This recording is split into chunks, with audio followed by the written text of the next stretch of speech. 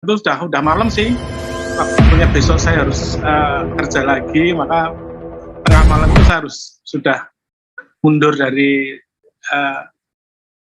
Celebes itu, Bang Andi Oh Celebes. iya. Sebentar Pak, waktu itu sama Bang Suma. Iya, kalau boleh tahu Abang saya ini dari sekte mana rupanya? Saya awam Katolik. Awam Katolik, saya Petrus Fajar dari Solo Baru.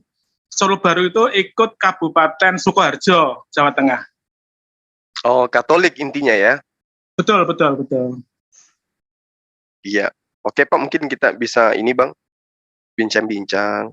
Atau ya, mungkin ada yang Abang ingin tanggapi gitu, dari... kalau sharing saya bisa, saya senang tertarik gitu. Tapi kalau debat saya nggak ngerti sama sekali. Iya, mungkin ada yang Abang ingin tanggapi dari paparan saya barusan. Silakan.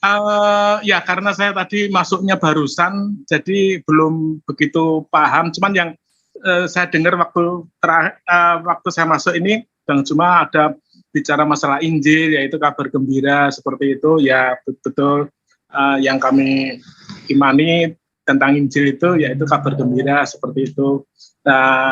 Mungkin ada perbedaan-perbedaan dalam tafsir, ya itu kita bisa memaklumi lah. Kita kan dalam sisi pandangnya sudah berbeda, jadi ya nggak apa-apa, saudara saya Muslim seperti ini ya sudah, nggak apa-apa. Lalu saya tetap pegang teguh dengan apa yang saya imani, seperti itu. Iya. Jadi kalau kami Bang, di dalam ajaran agama Islam itu, jelas dalam kaidah kami memahami kitab suci kami, itu jelas bagaimana kemudian Al-Quran itu menyatakan dirinya. Zalikal kitabu la raiba fihi hudal lil muttaqin. Jadi Al-Quran itu menceritakan dirinya bahwa Al-Quran itu tidak ada keraguan di dalamnya, petunjuk bagi orang-orang yang bertakwa.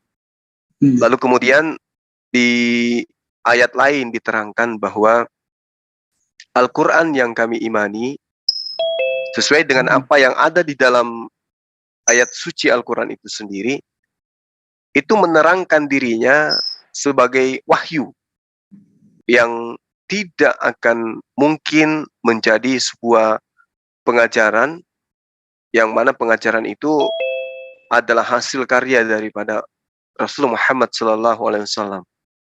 Makanya dikatakan di dalam Al-Quran Bang, Bismillahirrahmanirrahim, Qul innama unzirukum bil wahyi wala yasma'u sumutu du'a idza ma yunzarun.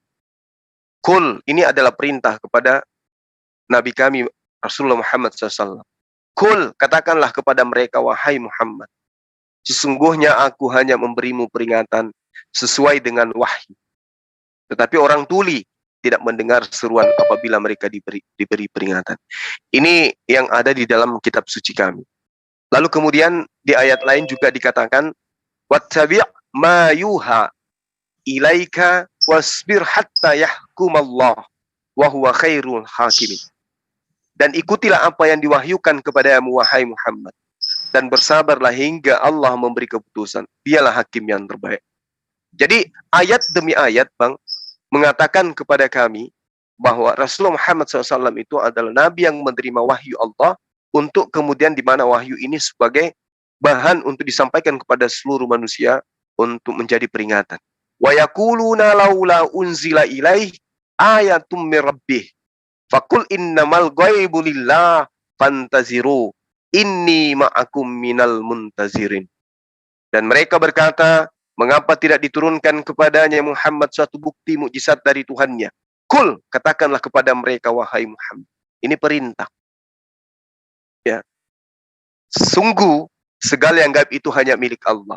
Sebab itu tunggu sajalah olehmu, ketahuilah aku juga menunggu bersama kamu.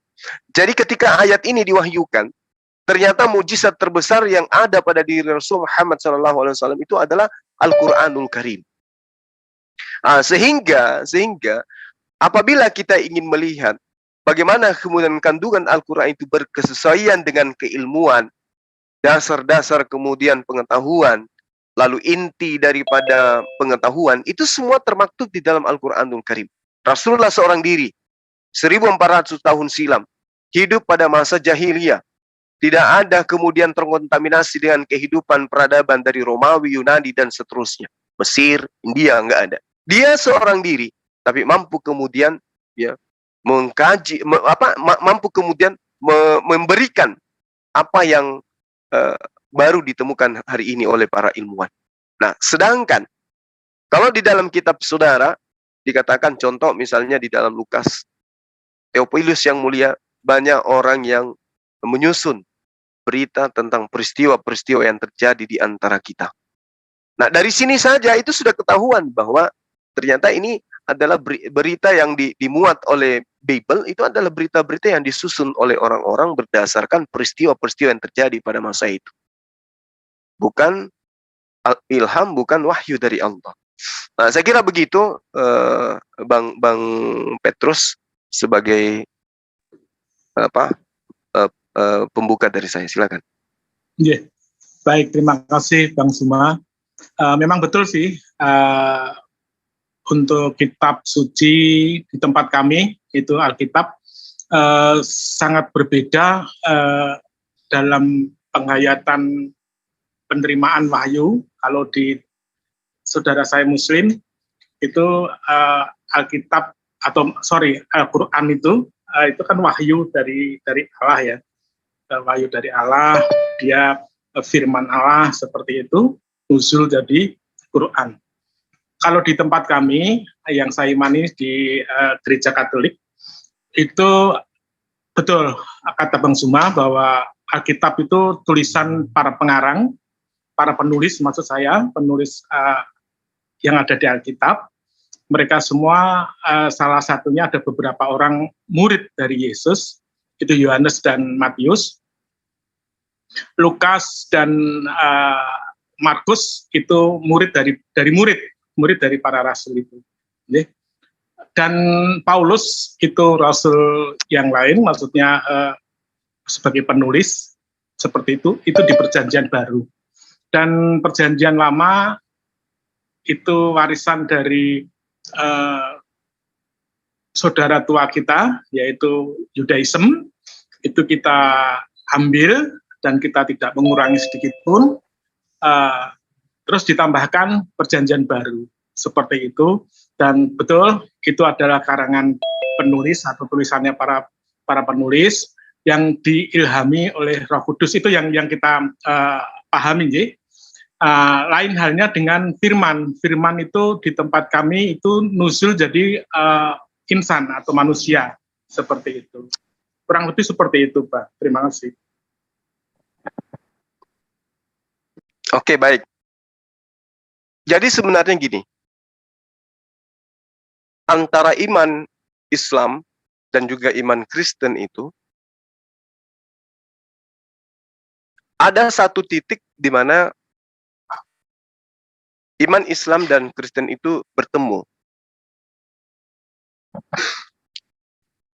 Pada saat umat Islam memahami bahwa Yesus itu adalah nabi, titik ini kemudian Islam Kristen itu bertemu di situ.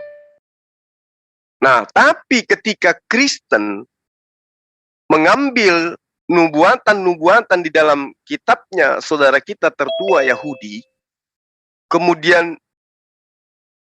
data ini disandingkan kepada cerita-cerita yang dibangun kemudian setelah Yesus itu tidak ada, yaitu bahwa dia adalah Mesias, dia adalah Tuhan yang perkasa, dia adalah Allah yang kekal, dan seterusnya. Di sini kita berseberangan. Kenapa? Karena yang lebih tahu tentang Mesias, bahwa Mesias itu adalah Tuhan atau Mesias itu bukan Tuhan, itu adalah mereka, orang-orang Yahudi.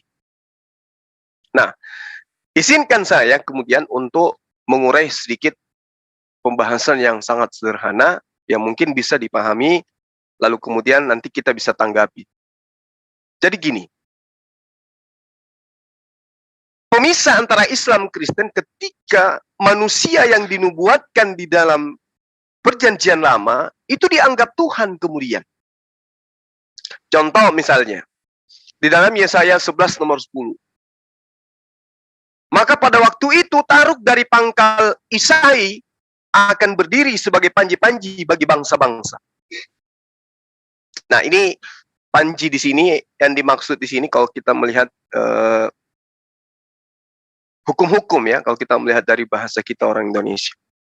Nah, sekarang kita melihat bagaimana di dalam bahasa Ibrani ada Taruk, ada pangkal yang kemudian menjadi acuan untuk mengetahui tentang Sang Mesias. Bahasa Ibraninya koter. Ya, jadi koter itu artinya tunas, kemudian geza artinya tunggul, kemudian nezar artinya Taruk, kemudian shoresh itu artinya pangkal. Artinya dia harus berasal daripada Esai. Ya, jadi kesimpulan dari Yesaya 1 ya, itu diketahui bahwa Mesias akan keluar menjadi menjadi tunas ya, dan yang keluar dari tunggul, lalu kemudian sebagai sebagai Taruk yang mana kemudian berasal daripada akar itu sendiri. Jadi dimanapun dia keluar, pastinya dia tidak akan keluar dari bagian pohon sebelah atau dari silsilah sebelah atau dari keturunan sebelah. Ini yang diimani oleh orang-orang Yahudi. Ini yang diimani oleh orang Yahudi. Nah, artinya bahwa kita harus mengingat bahwa yang sedang kita bicarakan ini adalah kitabnya orang Yahudi. Artinya kalau kita berbicara mengenai apa yang dibicarakan oleh orang Yahudi, berarti harus berdasarkan konsepnya mereka. Nah, keseluruhan dari 12 suku Israel itu diibaratkan sebagai pohon. Akar pohon tersebut ya, itu didapatkan dari mana pohon itu keluar. Pasti kita tahu, dari Yakub. Kemudian dari ke-12 suku Israel tersebut diibaratkan menjadi 12 cabang. Atau dengan kata lain, geza dalam bahasa Ibrani. Nah, jadi Yesaya ini itu digunakan untuk mengukur dari mana sumbernya kemudian Mesias ini akan keluar. Yang diimani oleh orang Yahudi berdasarkan dengan kitab mereka. Harus dari orang Yahudi. Meski nanti ada data, tidak akan ada lagi seorang nabi yang lahir sama seperti Musa dari Bani Israel. Nah, ini perlu dipahami terlebih dahulu. Jadi, Mesias yang diimani oleh orang-orang Yahudi itu adalah dari darah daging dari Isai itu sendiri. Berasal dari satu pohon, bukan dari pohon yang lain. Nah, sekarang kita melihat apa yang diterangkan di sini. Kalau kita melihat bahwasanya Mesias itu harus duduk di dalam tahta Daud, berarti kita harus melihat apa pernyataan-pernyataan yang kemudian dijadikan sebagai acuan untuk membenarkan itu. Nah, sedikit lagi dari saya. Yeremia 36 nomor 30, Pak, Bang. Di situ jelas dikatakan, beginilah firman Tuhan tentang Yoyakim. Nah, ini semalam teman Kristen tidak mampu jawab. Beginilah firman Tuhan tentang Yoyakim, Raja Yehuda. Ia tidak akan mempunyai keturunan yang akan duduk di atas tahta Daud.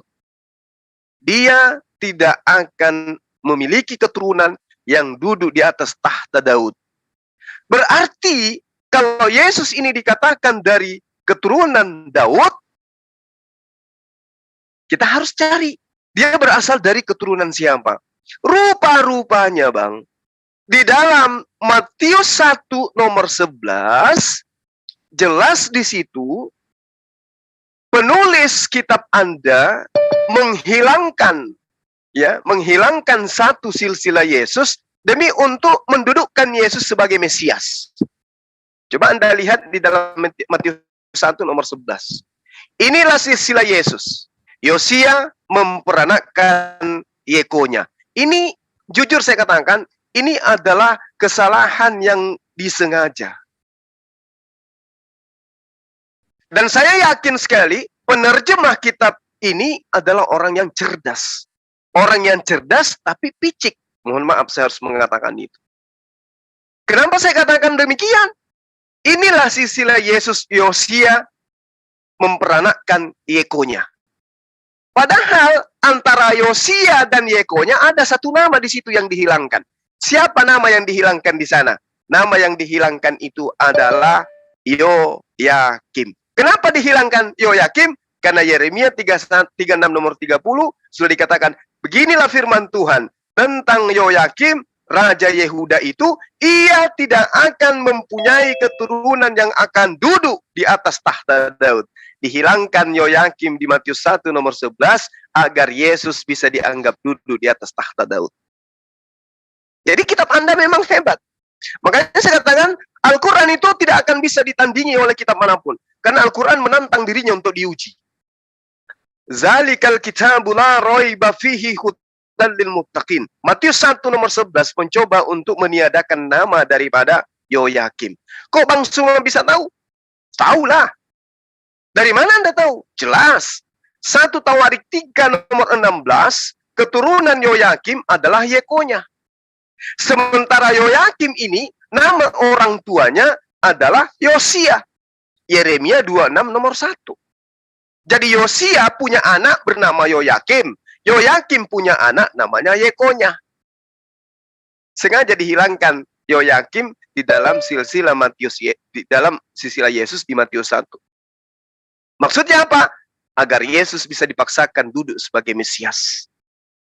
Nah sekarang ternyata kalau dia sudah dinobatkan di Yeremia 36 nomor 30 bahwa Yesus tidak akan duduk di atas tahta Daud, lalu bagaimana mereka yang selama ini menuhankan Yesus disebabkan karena dianggap Yesus itu adalah raja di atas raja yang duduk di atas tahta Daud.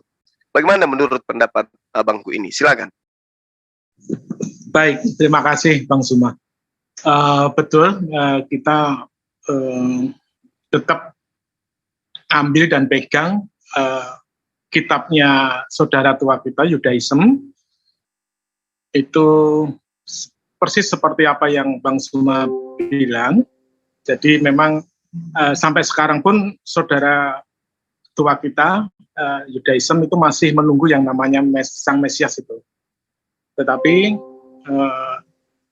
sesuai dari apa yang tertera di Perjanjian Lama, yaitu kitabnya saudara kita, Yudaism, itu semuanya, hampir semua tulisan, itu merujuk kepada Sang Mesias. Tanda-tanda kehadiran Sang Mesias, seperti itu. Ya, ini minta maaf, kembali lagi, saya tidak ahli Alkitab, tetapi yang saya ingat tentang apa yang kami imani seperti itu.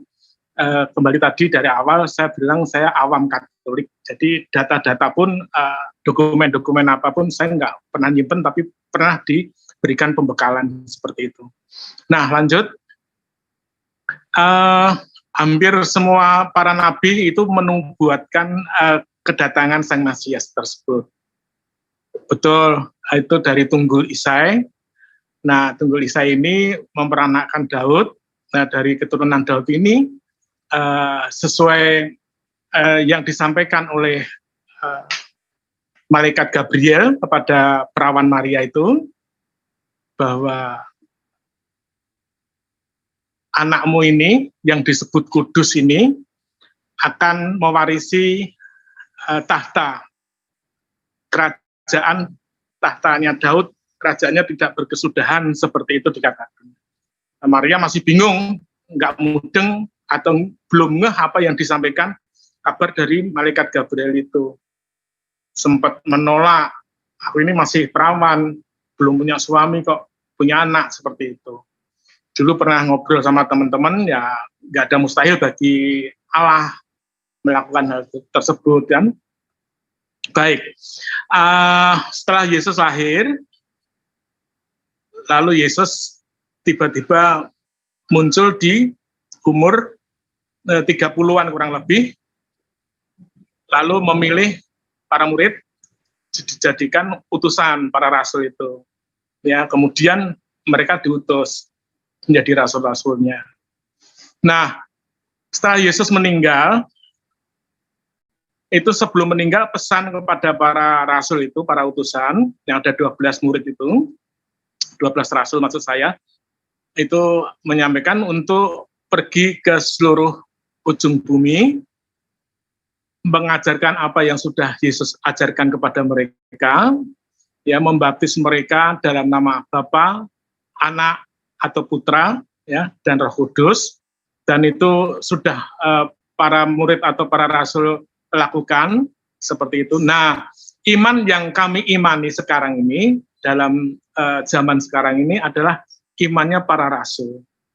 Jadi para penulis Injil pun, perjanjian baru maksud saya, itu pun juga beberapa ada para rasul dan penulis-penulis lainnya seperti itu. Jadi Yesus hanya memberikan pendampingan, ajaran kepada para murid, lalu sebelum Yesus meninggalkan mereka semua, berpesan bahwa mereka harus mengajar itu, mereka harus mengembalakan domba-dombanya atau para umatnya, seperti itu. Nah, itu dilakukan oleh para murid hingga suksesi demi suksesi, pergantian pimpinan dari para murid itu bergulir sesuai dengan ketika wafat diganti seperti itu terus-menerus sampai sekarang. Itulah gereja Katolik. Dan kami ada hubungan dengan saudara-saudara Ortodok, yaitu gereja mula-mula, gereja yang mewarisi imannya para rasul itu. Ya, gereja yang satu, kudus, Katolik, dan apostolik itu. Nah, di abad ke-16 ini muncullah saudara-saudara kita yang Protestan.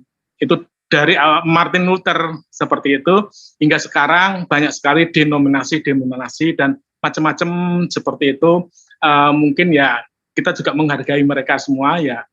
Yuk, ini kebebasan memilih agama di Indonesia ini ya. Kita juga menghormati mereka, kita juga menghormati saudara kita yang Muslim, apalagi yang mayoritas seperti itu. Kita juga percaya bahwa yang mayoritas akan melindungi yang minoritas seperti itu. Terima kasih.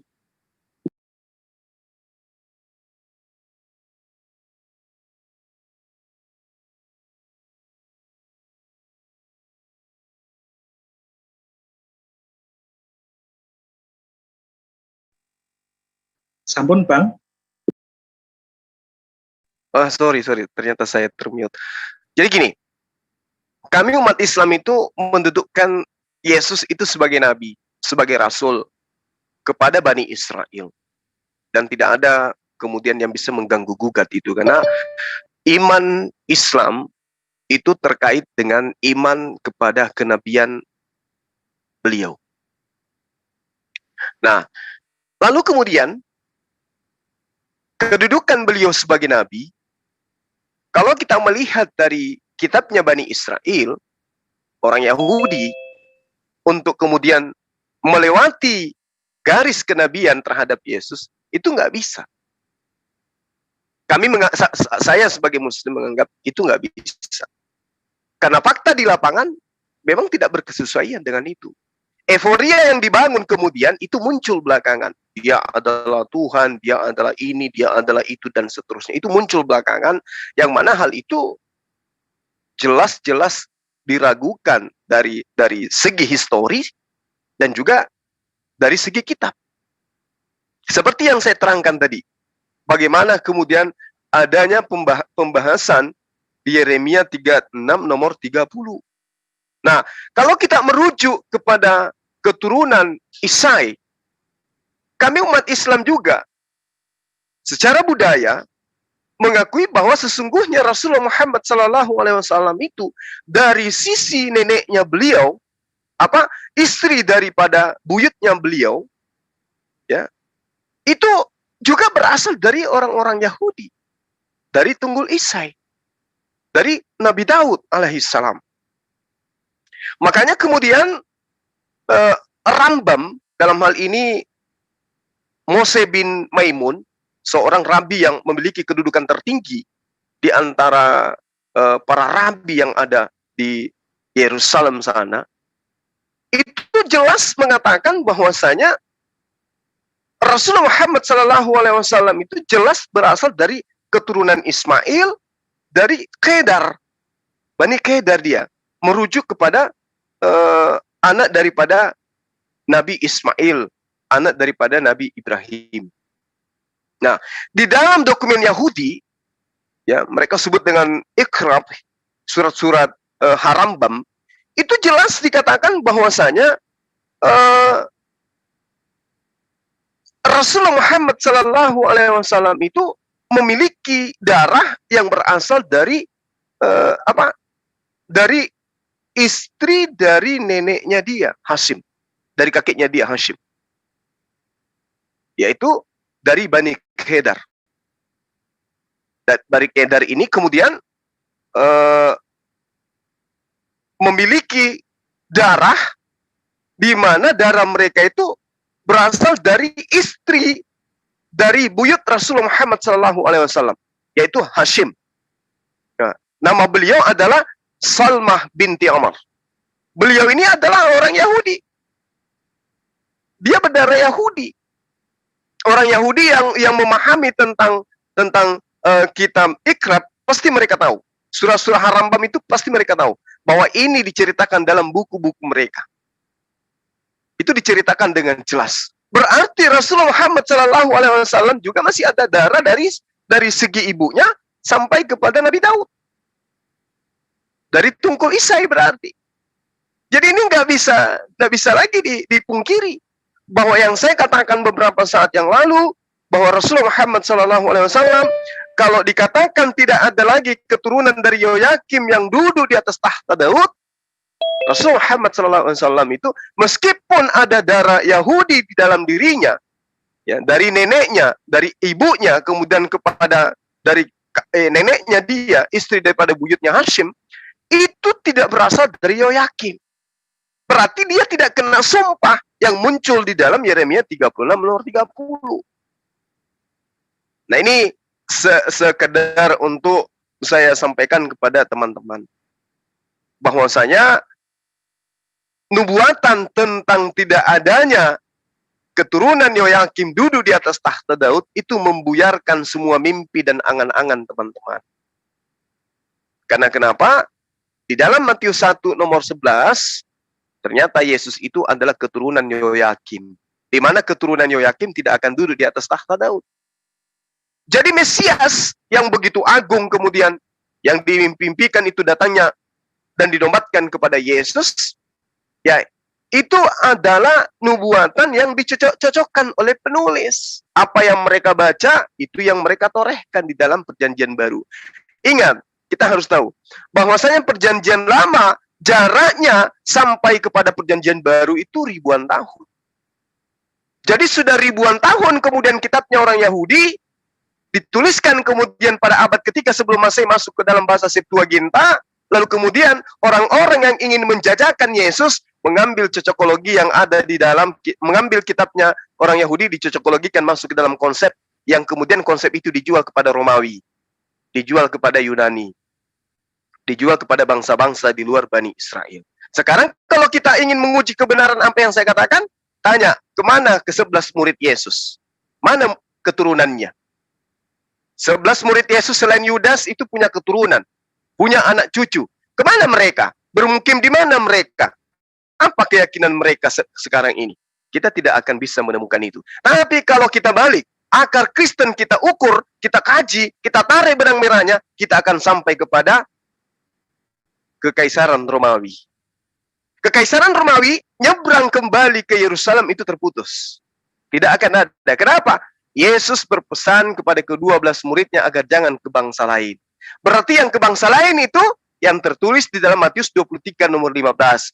Celakalah engkau wahai ahli kitab, celakalah engkau wahai orang Farisi, orang-orang munafik, engkau menyeberangi daratan, engkau menyeberangi lautan, menjelajahi daratan untuk mentobatkan orang masuk ke agamamu, menjadikan mereka orang neraka dan menjadi 2 kali lebih jahat daripada engkau sendiri. Berarti ada ahli kitab yang menyeberang lautan, menjelajahi daratan, nyebrang meninggalkan Yerusalem, mengajarkan sebuah agama, di mana agama itu diajarkan dan penganutnya 2 kali lebih jahat daripada ahli kitab itu sendiri. Makanya Yesus memulai dengan perkataan, celakalah engkau. Itu yang perlu dipahami. Kenapa? Karena kalau kita berbicara mengenai Yesus itu Tuhan, dia Mesias, Tuhan yang menjadi manusia, dan bla bla bla bla bla bla dan seterusnya. Dari pijakan mana diambil? Dari kitabnya orang Yahudi. Sementara orang Yahudi mengatakan bahwasanya tidak akan ada lagi dari keturunan Yoyakim yang akan duduk di atas tahta Daud. Yesus berdasarkan Matius 1 itu adalah keturunan Yoyakim. Berarti benarlah apa yang kami katakan sebagai apologet, bahwa ajaran Yesus itu berbeda dengan ajaran teman-teman Kristen hari ini. Yesus hanya untuk Bani Israel. Kemudian ada yang mengintip di pintu, di mana pintu itu adalah pintu di mana mereka menulis setiap apa yang mereka lihat. Oh, Yesus ini membangkitkan orang mati, catat. Yesus ini membuat orang buta melihat, catat. Orang lumpuh, catat. Lalu kemudian ditulis berbagai macam konsep, makanya tulisannya itu ditujukan kepada jemaat Roma, jemaat Ibrani, jemaat Efesus, jemaat Filipi, dan seterusnya. Tidak pernah ditujukan kepada orang-orang Yahudi. Suratnya selalu ditujukan kepada kumpulan-kumpulan orang Romawi dan Yunani. Kenapa? Karena yang penulis ini tahu, kalau ini saya jual ke orang Yahudi nggak mungkin laku. Tapi ketika saya jual kepada orang Romawi dan Yunani pasti laku keras. Kenapa? Karena konsep Trinitas Tritunggal itu adalah konsep Romawi Yunani dari sejak nenek moyang mereka secara turun-temurun mendarah daging, tapi tanpa kitab suci. Begitu ada tulisan yang dianggap suci didatangkan kepada mereka yang berkesesuaian dengan konsep mereka, maka konsili-konsili kemudian memutuskan kitab ini adalah firman Tuhan dan Yesus didudukkan sebagai Tuhan di dalamnya. Itulah kenapa saya katakan bahwa Yesus Tuhan itu hasil daripada angket, hasil plotting, hasil daripada apa yang mereka inginkan orang-orang yang hadir pada saat muktamar atau konsili-konsili. Yang hadir pada saat konsili, tidak ada satupun dari golongan rabi-rabi Yahudi pada masa itu. Semua adalah orang-orang terkenal, uskup-uskup, romo-romo, dan seterusnya yang hadir di sana, di mana mereka adalah orang-orang Romawi dan Yunani. Secara turun-temurun memang sudah diajarkan dewa-dewa mereka nusul menjadi manusia. Ketika Yesus jajakan kepada mereka, mereka langsung terima tanpa pikir panjang. Inilah yang terjadi, sahabatku, berdasar terhadap Yeremia 36 nomor 30 dan seterusnya. Saya kira ini dari saya sementara ini, silakan Anda tanggapin. Di sini sudah maghrib, saya izin sholat dulu kurang lebih 10 menit, habis itu saya kembali. Silakan. Baik, Bang. Selamat menjalankan ibadah sholat. Baik, terima kasih Bang Zuma. Mungkin teman-teman yang lain masih ada di sini. Ya, kita bebas ya, menyampaikan pendapat itu bebas. Jadi kita ngobrolnya juga bisa enak seperti itu. Baik, memang iman Yahudi itu iman warisan. Jadi hampir seluruh mereka yang Yudaism itu adalah memang betul-betul keturunan Yahudi seperti itu. Kita juga bisa menarik garis lurus ke belakang, saudara-saudara kita yang berbangsa Arab itu bisa jadi keturunan dari Nabi Ismail. Dan Nabi Ismail pun itu putra dari Bapak Abraham atau Bapak Ibrahim, seperti itu. Mungkin kalau di saudara Muslim itu Nabi Ibrahim, seperti itu ya. Nah, mau nggak mau itu ada keturunan Ibrahim. Mau nggak mau Allah juga memberkati Ismail ya dan keturunannya. Bahkan dari perjalanan waktu kecil pun, ketika Ismail dan ibunya itu, Ibu Hagar itu berjalan di padang pasir yang begitu mengerikan, Allah itu juga memelihara mereka seperti itu ya. Itu buktinya. Sehingga saya mau mengatakan bahwa bisa jadi di koloni Timur Tengah itu nyaris adalah Bani Israel tadinya yang menyebar seperti itu, yang menyebar. Bahkan dari keturunan Ismail pun itu juga mengenal Allah, Allahnya Ibrahim, yang diwariskan ke keturunannya terus-menerus hingga sampai mungkin bisa jadi sampai Nabi Muhammad SAW seperti itu. Minta maaf saya nggak bisa ngucapinnya, ya saya sampaikan SAW gitu aja. Nah itu bisa jadi seperti itu. Jadi memang betul ya agama Yudaism, Kristen dan Muslim atau Islam itu bisa jadi muncul dari sana itu karena yaitu agama samawi, agama yang bersumber Allah yang sama dengan cara tafsir berbeda-beda karena budaya dan lain sebagainya, itu yang memengaruhi. Dan tafsir bisa bebas, kita tidak harus menyamakan untuk sama, tetapi dari perbedaan itu kita bisa menarik, oh ya, ini kita memang dari sejarah yang nyaris sama, seperti itu. Jadi berikut, untuk yang diajarkan Tuhan Yesus kepada para murid itu, betul-betul Tuhan Yesus sebelum naik ke surga, meninggalkan mereka semua itu berpesan, ya pergilah, ajarlah apa yang sudah kuajarkan kepadamu, kepada mereka, baptislah mereka dalam nama Bapa dan Putra dan Roh Kudus, seperti itu. Jadi mereka semua menyebar ke seluruh penjuru, ada yang ke India, ada yang ke Roma, ada yang ke Mesir, ada yang ke Yunani itu apa ya? Saya lupa itu. Ya, seperti itu. Terus muncul gereja-gereja, pusat-pusat gereja yang mewarisi atau diwarisi oleh para rasul itu. Ya, jadi ada lima gereja waktu itu, ya, termasuk Roma. Nah, teman-teman, untuk di apa yang kami imani di dalam iman Katolik, itu kita mewarisi imannya para rasul, ya. Jadi monggo teman-teman Muslim mau menyampaikan tafsirnya, ya, memberikan penjelasan tentang tafsirnya seperti itu, ya tidak apa-apa. Tapi yang jelas bisa jadi, ya, bisa jadi anaknya perawan Maria itu yang di Muslim atau Al-Quran dikenal dengan Nabi Isa, itu mungkin dipengaruhi oleh budaya bahasa lidah atau ucapan lidah yang tidak bisa mengucapkan seperti orang Israel bilang Joshua, bisanya Isya, seperti itu Isa. Minta maaf saya tidak ahli itu, tetapi perbedaan bahasa itu mempengaruhi. Ya. Contohnya kayak Bali dan Batak di Indonesia itu juga beda lidahnya itu. Ya. Kalau di Bali itu bilangnya banyak patung-patung seperti itu. Nah, kalau di Batak mungkin E-nya itu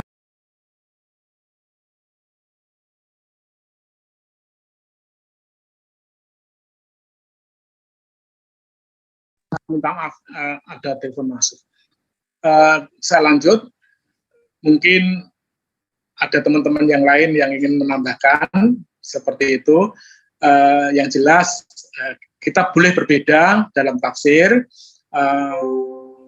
Mungkin kalau saya di sini untungnya dapat belajar ilmu dari saudara saya yang Muslim, ya, tentang bagaimana cara pandang atau saudara saya Muslim memandang kekristenan seperti apa, dan itu bebas, ya. Saya menerimanya enjoy aja karena itu perbedaan dan saya menghargai perbedaan itu, dan saya tetap berpegang teguh dengan apa yang saya warisi, imani, seperti itu.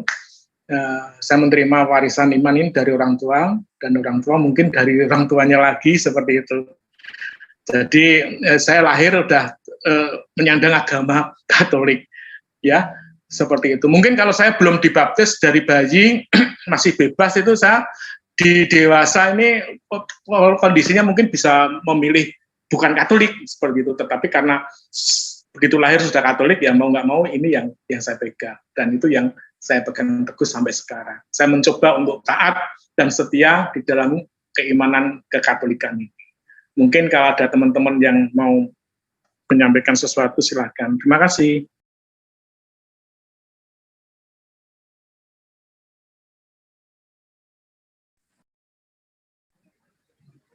Mak, mungkin Bang Luga mau sedikit memaparkan dari karismatik. Mak, Bang Ilyas. Ya. Silakan Bang, silakan di-handle, silakan di-handle. Nah, tadi kan Luma kan mengatakan bahwa nubuatan tentang Mesias itu digenapi oleh Yesus. Ya memang hanya Yesus yang bisa menggenapi nubuatan tentang Mesias. Karena Mesias itu adalah Tuhan yang diurapi. Jadi Tuhan yang menjadi daging, itu arti Mesias. Ya, gitu. Jadi Mesias itu bukan hanya sekedar arti dari katanya. Arti kata Mesias memang diurapi, semua bisa diurapi. Kores, Daud, semua diurapi. Tapi yang dimaksud dengan Mesias yang dijanjikan itu adalah Tuhan yang ingin menjadi raja di tengah-tengah bangsa Israel. Itu adalah rencana Tuhan. Di 1 Samuel 8 sudah direncanakan Tuhan itu mau jadi raja di tengah-tengah Israel secara fisik. Tapi bangsa Israel menolak Tuhan itu menjadi raja, maunya raja-raja kecil manusia. Nah, berbeda dengan rencana Tuhan itu. Jadi makanya Mesias itu adalah Tuhan, artinya Tuhan yang mau menjadi raja di tengah-tengah umatnya. Ya, tentu karena Tuhan yang mau jadi raja, ya tentu yang akan menggenapi itu tentu Tuhan sendiri, tidak mungkin manusia menggenapi. Tuhan menjadi raja temanya. Tuhan menjadi raja di bumi secara fisik, ya yang menggenapi harus Tuhan, nggak mungkin Nabi menggenapi, karena Nabi nggak mungkin jadi Tuhan, gitu. Nah makanya ciri-ciri Mesias itu ada pada Yesus, dia akan duduk di sebelah kanan Allah. Kenapa dia duduk di sebelah kanan Allah? Ya karena dia mengambil tubuh manusia. Kalau dia tidak mengambil tubuh manusia, dia nggak perlu duduk di sebelah kanan Allah. Ya dia adalah Tuhan itu sendiri. Gitu. Jadi bukan memaksakan, kata Juma memaksakan Yesus menggenapi. Iya, rencana Tuhan yang mau jadi raja di tengah-tengah manusia itu Tuhan sendiri. Makanya sebenarnya kerajaan-kerajaan dunia ini bukanlah rancangan Tuhan, seperti kerajaan Saudi, kerajaan Inggris, itu bukan rencana Tuhan. Yang Tuhan mau adalah dia sendiri yang menjadi raja di tengah-tengah umatnya. Makanya kalau kita lihat nanti di akhir zaman, di sorga, yang jadi raja itu di tengah-tengah umat itu cuma Tuhan sendiri. Dikatakan, maka Allah berkemah di tengah-tengah umat manusia. Dia berkemah, dia bertahta sebagai raja. Seperti itu. Jadi nggak ada istilah raja Saudi, raja Inggris, nggak ada. Yang ada cuma bupati-bupati, wakil-wakil raja. Yang raja cuma satu, yaitu Tuhan. Makanya disebut King of Kings. Itu kira-kira dari saya.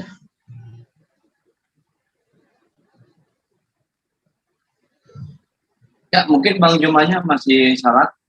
Nah, yang bisa juga menjelaskan kitab suci itu jangan Juma. Juma kan ketua Moab Center. Juma itu bukan rasul. Dia hanya ketua majelis taklim, ketua mualaf. Jadi yang bisa menjelaskan kitab suci itu harus rasul. Harus yang ditulis oleh rasul, bukan ditulis oleh si Juma. Si Juma kan hanya sebatas guru karate. Guru karate yang ngajarin karate, jangan ngajarin kitab suci. Enggak, salah Bang Luga. Bang Juma itu enggak menulis kitab. Hanya memaparkan aja. Iya, memaparkan nggak boleh. Itu hukumnya. Oh nggak boleh, itu pendeta-pendeta banyak yang memaparkan di gereja gimana?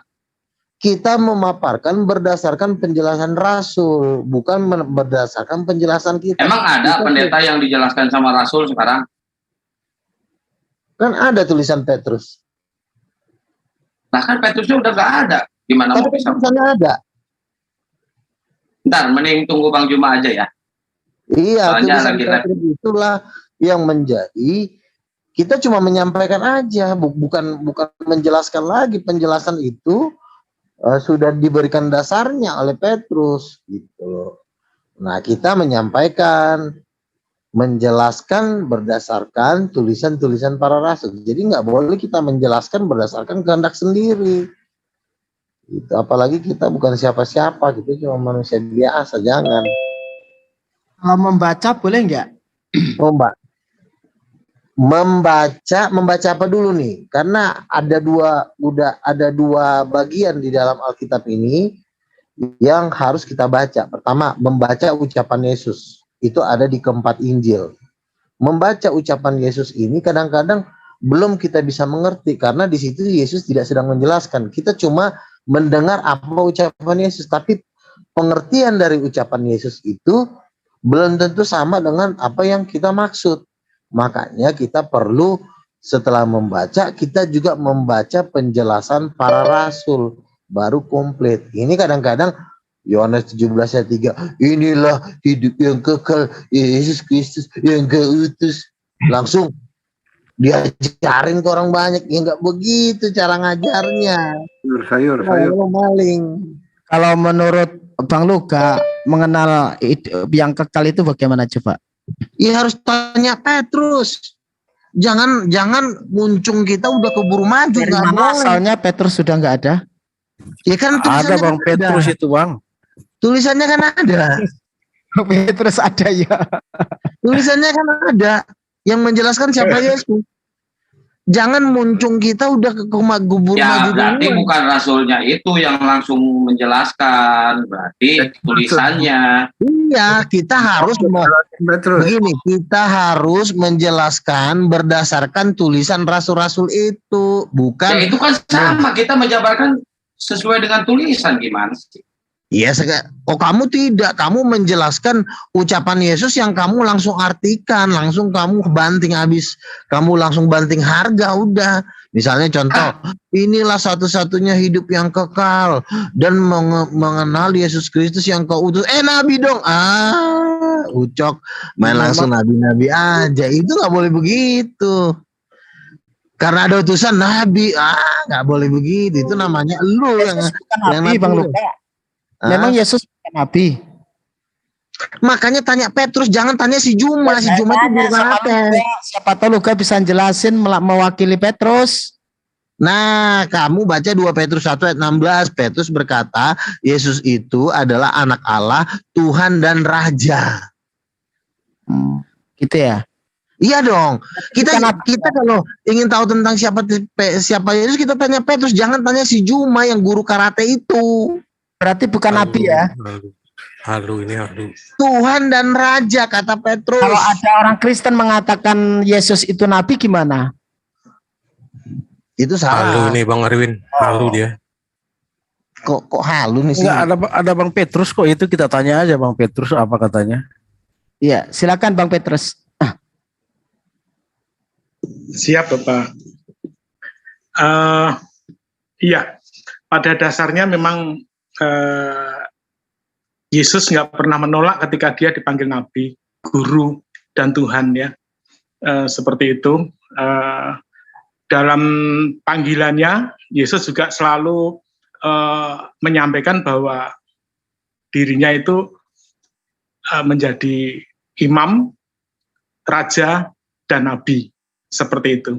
Jadi ketika saudara-saudara kita yang muslim menyebut Yesus nabi, kami tidak kaget karena itu memang sudut pandang saudara kita yang muslim, Yesus atau Isa itu sebagai nabi. Dan itu nggak apa-apa, itu kan mereka menghormati Yesus tetapi dari sudut yang lain, seperti itu.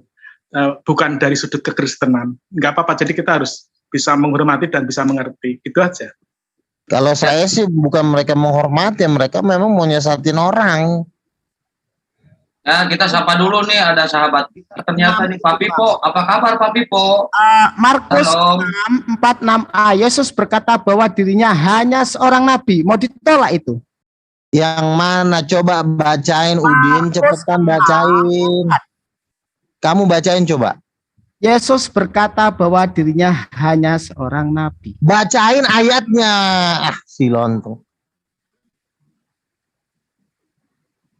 Ayatnya yang kau bacain, biar kita jelaskan. Ini tukang lontong sayur kalau masuk Zoom ngamuk terus kerjanya, cobalah. Iya, ayatnya yang dibacain supaya nggak salah tafsir. Pak Pipo coba suruh baca Pak Pipo tuh. Oh, Pak Pipo lihai itu. Pendeta sakti dia. Pak Pipo. Yesus kan berkata, seorang nabi tidak dihargai di tempat asalnya. Yesus sedang menceritakan bahwa nasibnya itu sama seperti nabi-nabi yang ditolak. Karena Yesus ditolak, nabi juga ditolak, berarti sama nasibnya dengan nabi. Bukan Yesus sedang mengaku nabi. coba tak baca ya. Kemudian Yesus berangkat dari situ, dari tiba di tempat asal, sedang murid-muridnya mengikuti dia pada hari saat Sabat yang mulai mengajar di rumah ibadat. Jemaat yang besar takjub ketika mendengar, dan mereka berkata, dari mana diperolehnya? Kan itu ya ayatnya ya, benar nggak? Terus bacain. Dan mujizat-mujizat yang demikian bagaimanakah dapat diadakan oleh tangannya? Bukankah ia ini tukang kayu, anak Maria, saudara Yakobus, Yesus, Yudas, dan Simon? Dan bukankah seorang saudara-saudara yang perempuan ada bersama kita? Lalu mereka kecewa dan menolak dia. Maka Yesus berkata kepada mereka, seorang nabi dihormati di mana-mana kecuali di tempat asalnya sendiri, di antara kaum keluarganya, di rumahnya. Ia tidak dapat mengadakan satu mujizat pun di sana kecuali menyembuhkan beberapa orang sakit dengan meletakkan tangannya atas mereka. Ia merasa heran atas ketidakpercayaan mereka. Jadi yang dikatakan sosok nabi ini siapa? Jadi gini ya, gini. Yesus kan sedang berbicara kepada halayak umum. Umum ini kan nggak tahu menahu siapa Yesus, karena Yesus baru muncul. Jadi Yesus itu mengajarkan sesuai dengan apa yang mereka tahu, bahwa seorang nabi selalu ditolak di tempat asalnya.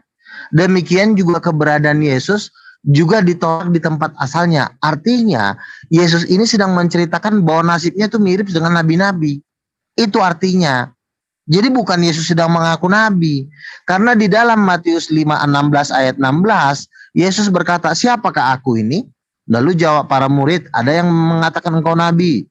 Kemarin si Ucok lontong sayur mengatakan engkau juga salah satu nabi, katanya.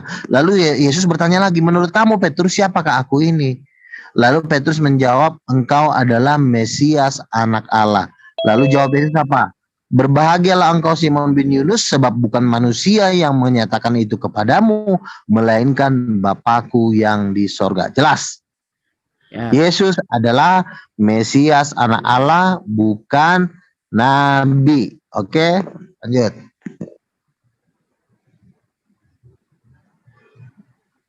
Terserah mau penjelasannya itu iman sampean kok. Loh, makanya kan baca Alkitab nggak bisa sepotong kau luncurkan, sepotong kau launching di pasar. Nggak bisa saya tahu. Sepotong sepenuhnya tak baca semua itu. Iya, Matius 16 kau baca nggak? Di situ dikatakan Yesus Mesias anak Allah. Saya kan Mesias baca anak Allah. Matius. Sekarang saya tanya, Mesias anak Allah dengan Nabi sama nggak? Baca, bukan dipotong. Mesias anak Allah dengan Nabi sama nggak? Siapa? Yesus. Mesias itu dengan Nabi sama nggak? Sosok Nabi di situ tuh menggambarkan siapa? Yesus menyamakan dirinya dengan seluruh para nabi, nasibnya ditolak, Ucok.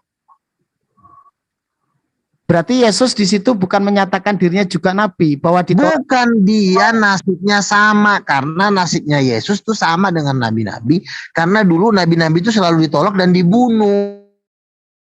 Setara enggak dengan nabi berarti? Seperti Yesus juga ditolak dan dibunuh. Makanya Yesus mengatakan tidak ada seorang nabi yang dihargai di tempat asalnya.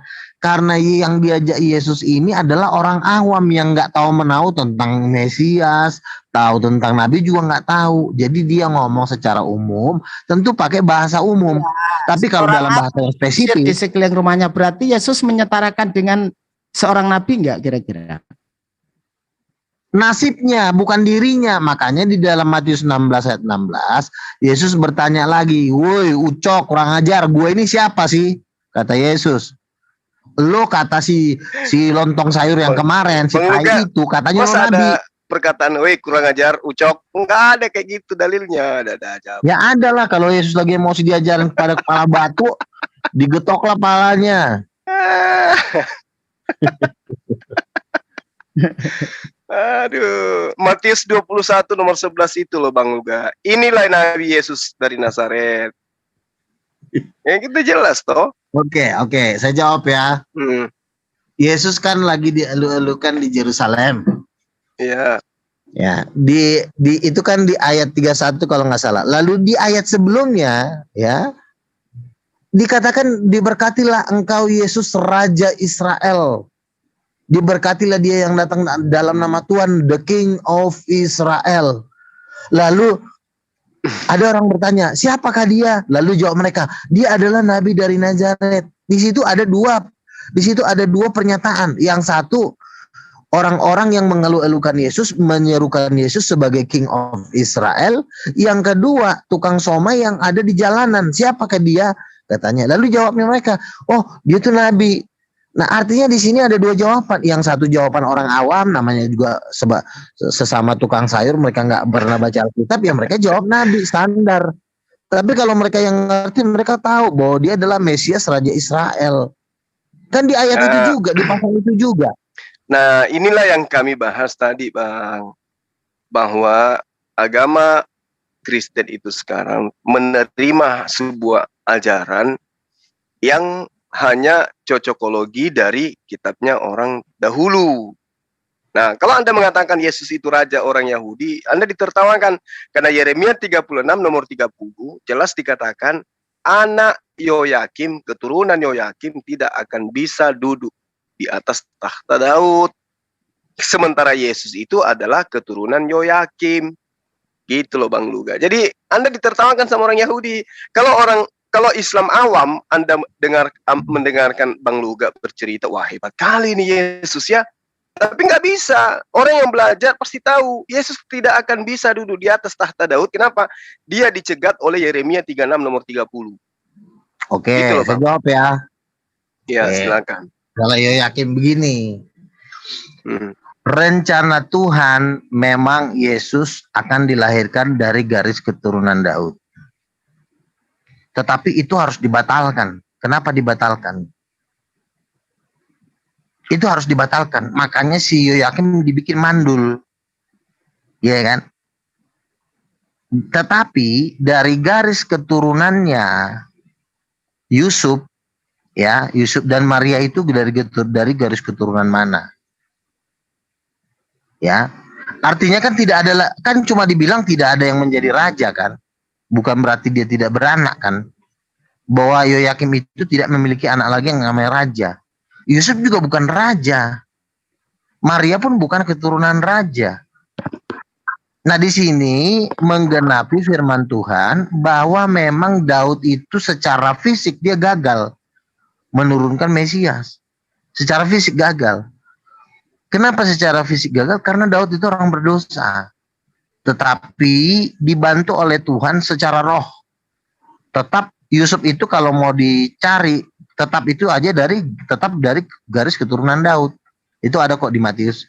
Yusuf Maria itu tetap garis keturunan Daud gitu. Mau dari Yoyakim mau entah dari mana saya nggak tahu, tetapi tetap Yusuf itu tetap dari turunan Daud. Tapi bukan raja. Makanya Yesus itu karena dia adalah anak Allah, dia tidak lahir dari darah Daud secara jasmani, tapi dia harus dilahirkan dari roh. Yohanes 3:5, barang siapa tidak dilahirkan dari air dan roh. Jadi Yesus itu adalah bukan keturunan Daud secara fisik. Makanya Yoyakim anaknya tidak ada menjadi raja lagi kan. Kerajaan Daud itu udah terputus, sudah hancur. Makanya di Israel nggak ada lagi kerajaan sampai hari ini. Justru itulah Yesus tidak bisa jadi raja karena tidak ada kerajaan, Bang. Tidak, gini loh. Kan sudah nggak ada kerajaan Tuhan. Begini, rencana Tuhan terhadap Daud itu pasti terjadi. Walaupun Daud gagal karena segala dosa-dosanya, segala kutukan-kutukan yang ada sama dia. Tapi rencana Tuhan dia tetap keturunan dari Daud. Walaupun si Yoyakim kau bilang nggak punya anak lagi, tetap aja dia turunan Daud. Iya, tapi dari keturunan Yoyakim itu nggak bisa lagi menjadi raja. Betul. Yesus itu kalau misalnya Yoyakim, gitu. Begini. Tapi kalau si Yusuf itu keturunan Daud bukan? Gimana? Iya, keturunan Daud, betul. Nah, kalau si Yoyakim tidak bisa menjadi raja, berarti Tuhan maha benar. Kenapa? Karena memang kerajaan fisik ini tidak bisa mewariskan kerajaan roh. Gitu loh. Artinya Yesus ini kerajaan Daud itu bukan kerajaan roh, Bang. Iya, kerajaan fisik kan. Maksudnya nggak bisa mau dikemanakan saja. Yesus tidak akan pernah bisa jadi raja di kerajaan Daud, nggak bisa. Oh, tapi kan Tuhan sudah janji di 1 Samuel 8, saya akan menjadi raja atas Israel. Lalu kapan itu digenapi? Ya, menjadi raja atas Israel kan dia memang Malikin Nas. Dia itu adalah raja seluruh manusia. Bukan. Pencipta langit dan bumi salah itu besar, adalah salah raja besar. yang merajai semuanya. Gitu, Bang. Bukan seperti itu. Tuhan itu mau menjadi raja itu di tahta Daud. Itu janji Tuhan. Bukannya jadi dia raja di seluruh langit lalu tahtanya ada di langit. Bukan begitu. Tuhan ngomong tuh secara fisik. Jangan salah. Tuhan yang Anda maksud di sini siapa? Tuhan itu di dalam 1 Samuel ingin menjadi raja di tengah-tengah Israel secara fisik. Makanya dikatakan di dalam Mazmur 1 Samuel berapa itu, Bang? 1 Samuel 8. Aku akan menjadi raja di tengah-tengah Israel itu secara fisik. Itulah yang diinginkan Tuhan. Tapi bangsa Israel menolak, akhirnya lahirlah si Saul dan lahirlah si Daud. Dia nomor berapa itu? Saya kok baru dengar. 1 Samuel 8 waktu bangsa Israel minta raja. Inilah cikal bakalnya si Raja Saul tampil karena bangsa Israel menolak Tuhan sebagai raja, tampillah si Saul, Raja Saul. Saul memberontak, lahirlah si Daud. Makanya lihat sejarahnya apa? Sejarahnya berdiri bangsa Israel ini kerajaannya apa? Ya gara-gara debat sama Tuhan karena bangsa Israel nggak mau Tuhannya pengen jadi raja di tengah-tengah mereka. Nah, janji dan rencana itulah yang disebut kedatangan Mesias, yang dimana Tuhan sendiri yang akan datang sebagai raja secara fisik. Kalau secara roh mah itu namanya hal menghayal. Ngapain Tuhan mau jadi raja di tengah-tengah Israel tapi nggak kelihatan? Tuhan kan menciptakan kan juga mau jadi raja di Israel harus secara fisik. Jadi katakan raja akan duduk di atas tahta Daud. Tahta Daud itu kan fisik, bukan rohani itu. Kapan itu digenapi? Anak nggak di ada, Yesaya pasal 9 bahwa 1 Samuel 8 itu nggak ada Tuhan jadi raja, nggak ada. Nggak ada. Ini ya, saya tampilkan ayatnya ya. Boleh. 1 Samuel. Ini waktu saya bahas ini kamu nggak ada. Enggak, saya penasaran aja, Bang. Saya kan belajar juga. Pada waktu itu kamu akan teriak karena rajamu yang kamu pilih itu, tetapi Tuhan tidak akan menjawab. Kamu pada waktu itu diambilnya 1/10. Ini saya screen-nya. Saya screen-nya buka dong, saya screen-nya buka. Saya screen-nya dibuka. Only the host can share this meeting. Saya screen-nya dibuka ya. Oke. Tidak harus ada raja atas kami.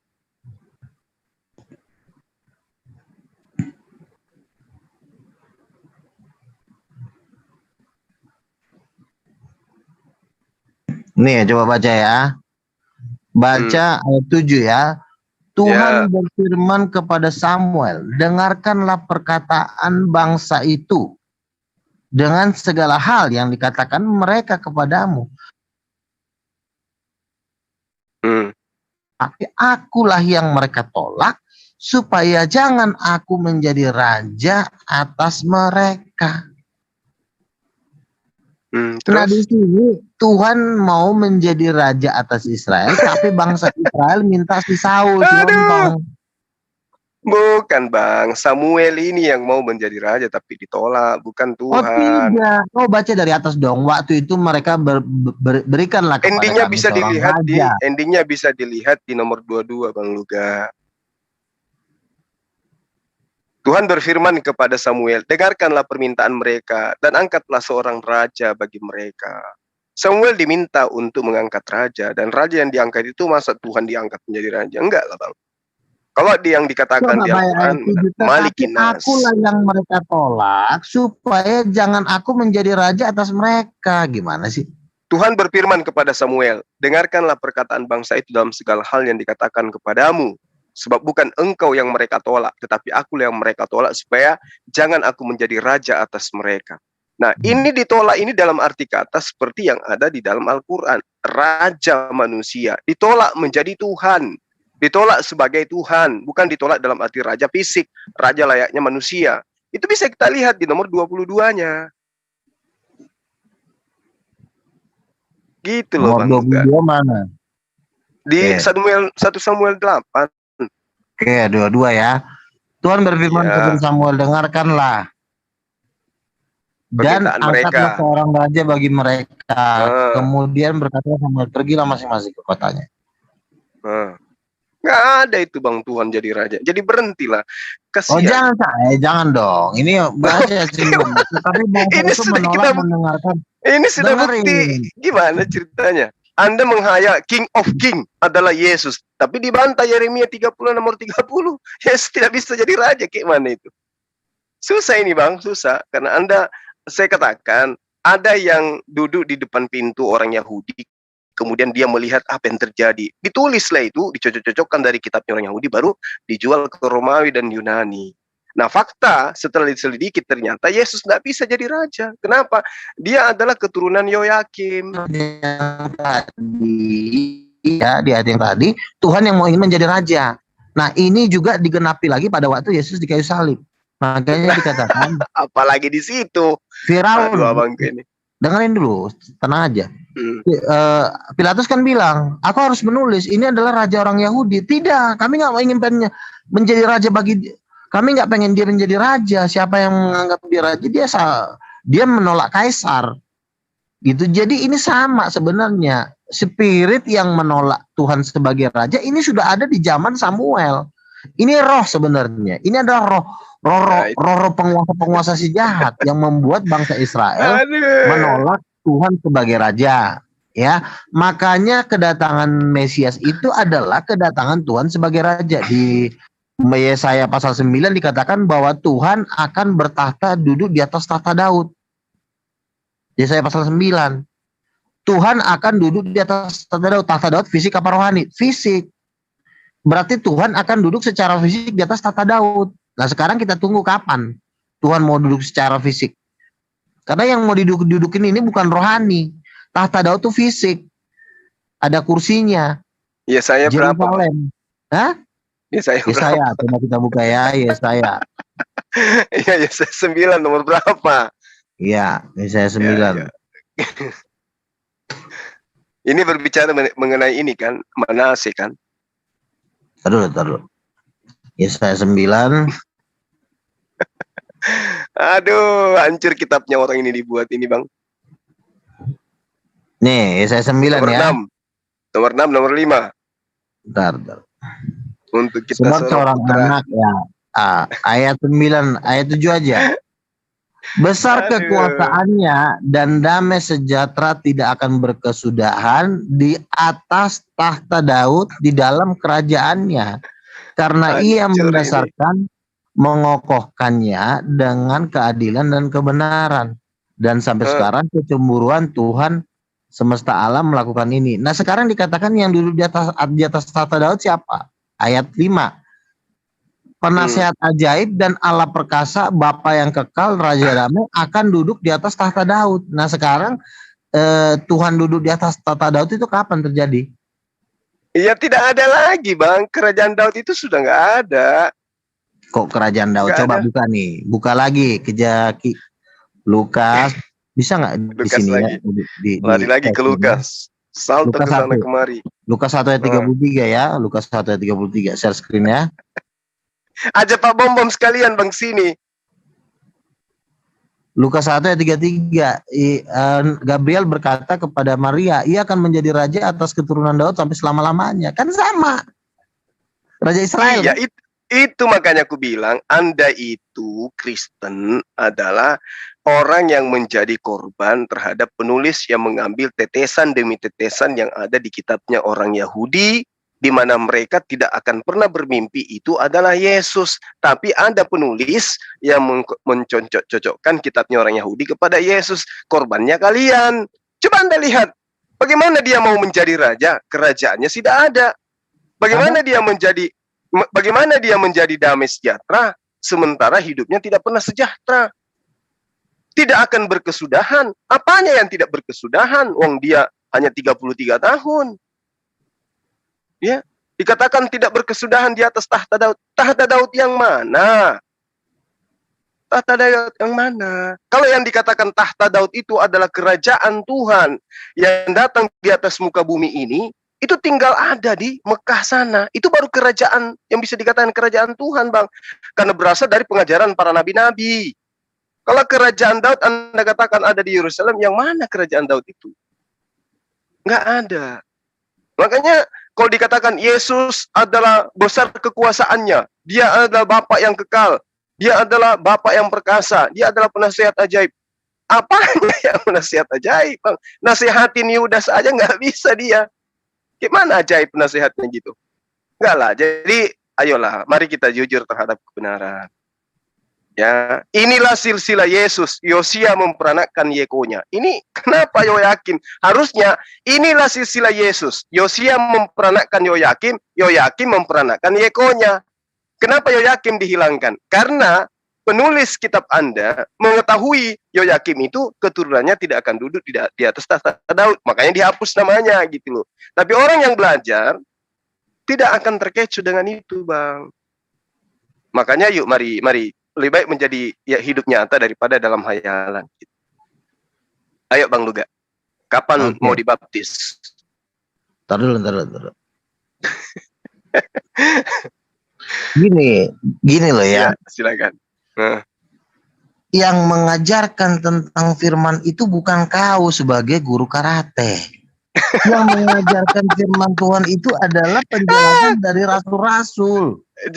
Jadi yang mengajarkan firman Tuhan itu ada abang ini sebagai guru cendol. Saya belajar dari rasul-rasul. Ada kan rasul yang mana? Rasul yang mana yang ngajarin abangku ini? Rasul yang mana? Rasul Petrus. Kan ada Rasul Petrus nggak mungkin, Bang. Rasul Petrus itu nggak pernah menulis dia, apalagi dikatakan mengarang kitab sampai setebal itu, enggak lah. Petrus itu mendapat mandat dari Yesus, jangan ke bangsa lain. Dan itu dibenarkan oleh Paulus bahwa Petrus tidak ke bangsa lain. Galatia 2 coba Anda baca di sana. Petrus diutus kepada orang-orang yang bersunat. Berarti 1 Petrus, 2 Petrus itu bukan suratnya Petrus murid Yesus. Apalagi kisah para rasul dikatakan bahwasanya Petrus itu orang yang tidak terpelajar. Sebagai orang tidak terpelajar, tidak mungkin dia menulis 1 Petrus, 2 Petrus itu, Bang. Apalagi muatannya mengarah kepada orang-orang non-Yahudi. Sementara Petrus untuk Yahudi. Janganlah, Bang. Ayo, Bang. Tanggalkan sendalnya, cari tempat wudhu. Kemudian kita sholat bareng-bareng.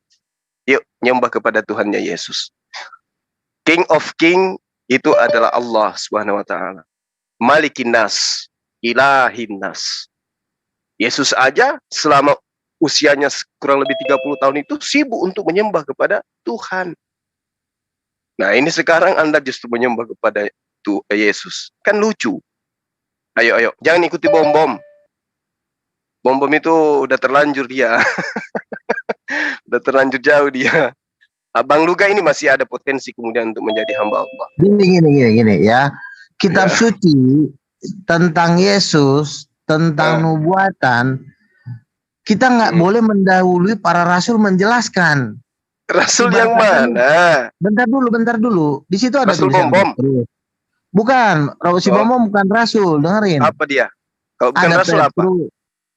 Nggak tahu saya siapa dia gitu loh. Jadi yang perlu menjelaskan kitab suci ini adalah harus dari yang tertulis, jangan dari omongan kau. Yang tertulis itu kan begini loh, Bang. Tulisan kitab Al-Quran maupun kitab Anda itu disajikan untuk semua manusia. Mau dia Kristen, mau dia Hindu, siapapun bebas. Ya. Kan begitu. Al-Quran juga demikian. Tapi kan untuk menjelaskan tentang siapa Yesus kan itu kan kuasanya kan diberikan kepada Petrus, bukan kepada Anda. Apalagi Anda orang Makassar. Oke, silakan. Orang itu nggak boleh menjelaskan tentang kitab suci. Yang bisa menjelaskan kitab suci itu harus orang-orang Yahudi. Oke, silakan. Siapa Yahudinya yang Anda maksud? Orang Yahudi dasar, nggak nyambung. Sekarang saya tanya, apa kapasitas Anda menjelaskan kitab suci? Kecuali misalnya Bang Luga, saya ingin menjelaskan novel Janda Beranak 2, nah itu kemungkinan boleh gitu loh. Ini yang mau dijelaskan King of King, yang menjelaskan Anda sebagai orang Makassar, kapasitas Anda tuh apa gitu loh, ngejelasin. Tapi saya juga tidak menemukan ada orang Yahudi datang ke Indonesia mengajarkan Bible, Bang, nggak ada itu. Siapa kan sudah ditulis oleh Petrus di dalam 2 Petrus 1, 2, 3 di dalam itu 1, 2, yang 3. kubilang penulisnya Wahyu. itu bukan Petrus. Kau tahu dari mana itu bukan Ya, penulisnya, jelas. bukan Petrus? Itu 1 Petrus 2 Petrus ditujukan kepada orang-orang yang tidak bersunat. Enggak, kau tahu dari mana itu bukan tulisan Petrus? Oh, jelas bukan tulisannya, Bang. Bukan. Oke. Karena Tulisan itu tulisan yang ada sekarang, kau katakanlah itu bukan tulisan Petrus ya. Tapi di situ kan ada tulisan nama Petrus ya. Jadi kita kan masih menduga-duga ini. Kecuali Anda ada di tempat kejadian, umur Anda misalnya udah 3.000 tahun. Ini kan umur Anda juga masih baru kan? Artinya, kalaupun itu bukan tulisan Petrus, saya lebih percaya tulisan itu yang karena umurnya lebih lama dari Anda. bagaimana ceritanya Anda mengatakan bahwa Petrus yang menulis? 1 Lukas. Nah, sekarang dari mana Anda tahu itu bukan tulisan Petrus? Coba dari mana Dari Anda Lukas, dari Lukas. Dari Lukas, Bang, dan juga dari Paulus. Ayo. Bingung kan? Sekarang, oh jadi Anda lebih percaya sekarang kepada Lukas sama si Paulus gitu? Enggak, ini demi untuk menyelamatkan Bang Luga. Lukas mengatakan Petrus itu tidak bisa menulis gitu. Lukas, apa kata Lukas? Lukas bilang apa emang? Dia katakan Lukas begini. itu nggak mungkin ngurusin tulisan Petrus karena Petrus Dia itu katakan seniornya. begini, Petrus dan Yohanes ya, keduanya orang biasa yang tidak terpelajar. Kalau dikatakan di terjemahan lama, dia adalah orang yang awam, buta huruf Iya, dia. terus? Lalu dikatakan dia tidak berpendidikan. Betul. Sementara di dalam Galatia 2 jelas dikatakan bahwa Yesus telah memberikan kekuatan kepada Petrus untuk menjadi utusan bagi orang-orang bersunat. Tuh. Bagi orang-orang bersunat. Sementara aku, Paulus, diberikan kekuatan untuk orang-orang yang tidak bersunat. Tidak Jadi ada satu. masalah. Nah, sementara muatan 1 Petrus itu semuanya untuk bangsa non-Yahudi. Berarti kalau Petrus bukan untuk orang yang tidak bersunat, tidak mungkin dia menulis surat untuk non-Yahudi. Karena non-Yahudi itu adalah orang-orang yang tidak bersunat.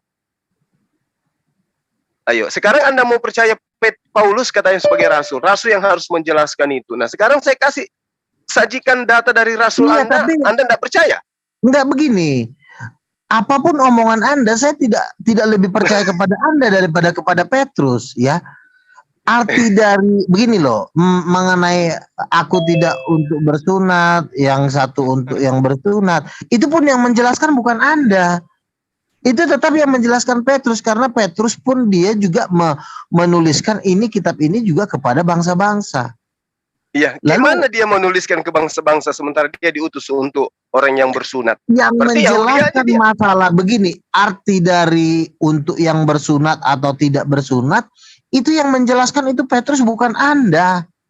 Nah, gini Bang, Tugas Anda cuma satu, sama seperti seorang perempuan yang ditidurin oleh suaminya yang bisa cuma pasrah. Sifat Anda karena satu. Kenapa? Karena Anda tidak bergelar rasul, Anda juga tidak bergelar nabi. Anda cuma bergelar guru karate ataupun misalnya apalah juru masak sayur lontong. Iya, apalagi Anda juga. Wah, senang kali dia kalau digituin. Wah, tidak Bang, gini Bang Luga. Gini Bang Luga, kita ini walaupun Petrus begini ya, Petrus itu memang ditugaskan untuk orang Yahudi itu pertama-tama sebenarnya, untuk pertama-tama. Tetapi setelah pada waktu Yesus di kebangkitan, Yesus berkata kepada muridnya, pergilah ke bangsa.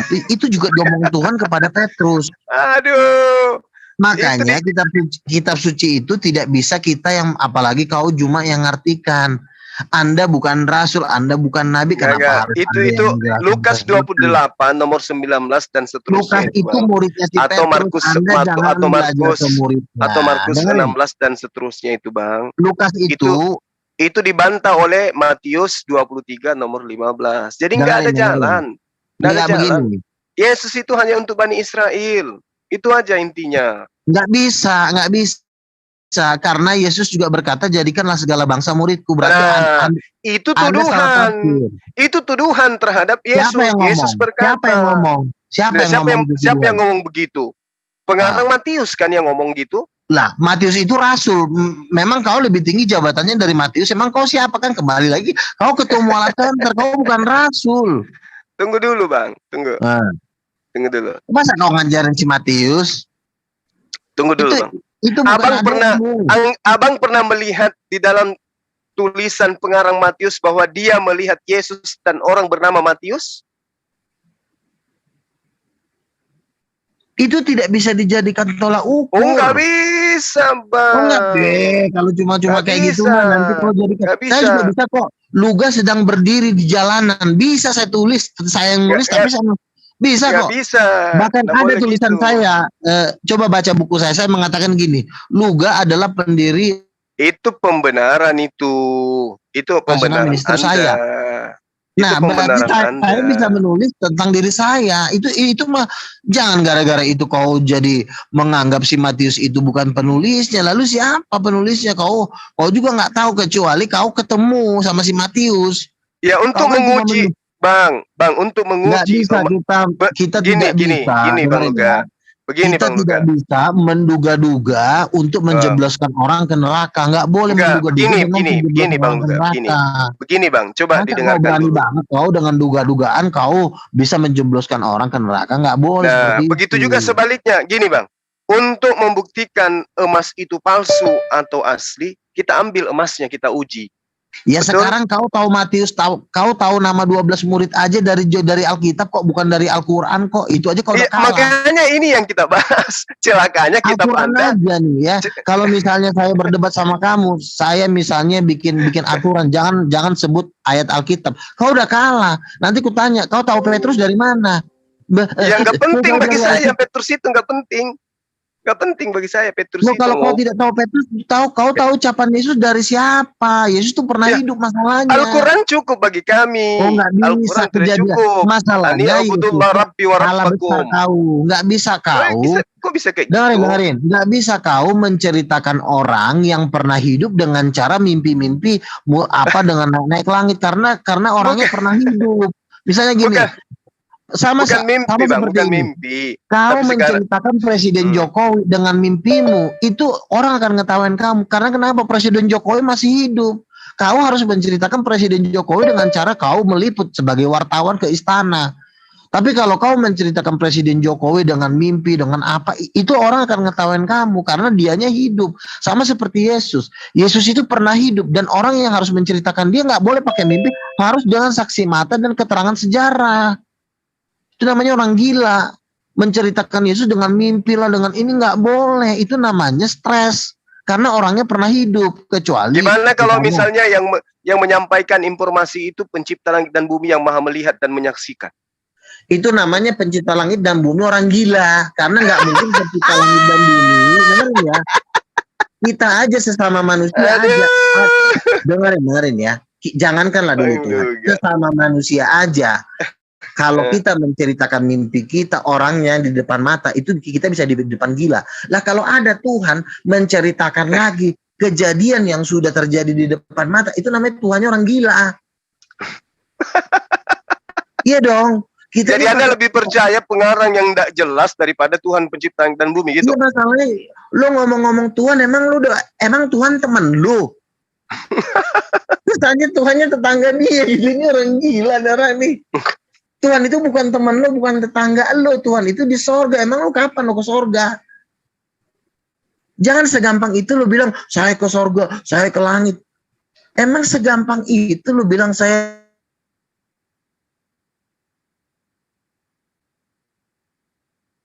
mau seperti itu, sudah.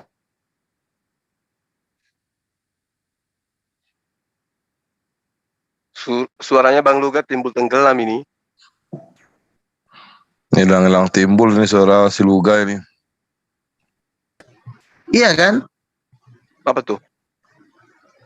Nggak mungkin Tuhan mengutus. Oh Luga, cobalah. Oh. Cobalah apa?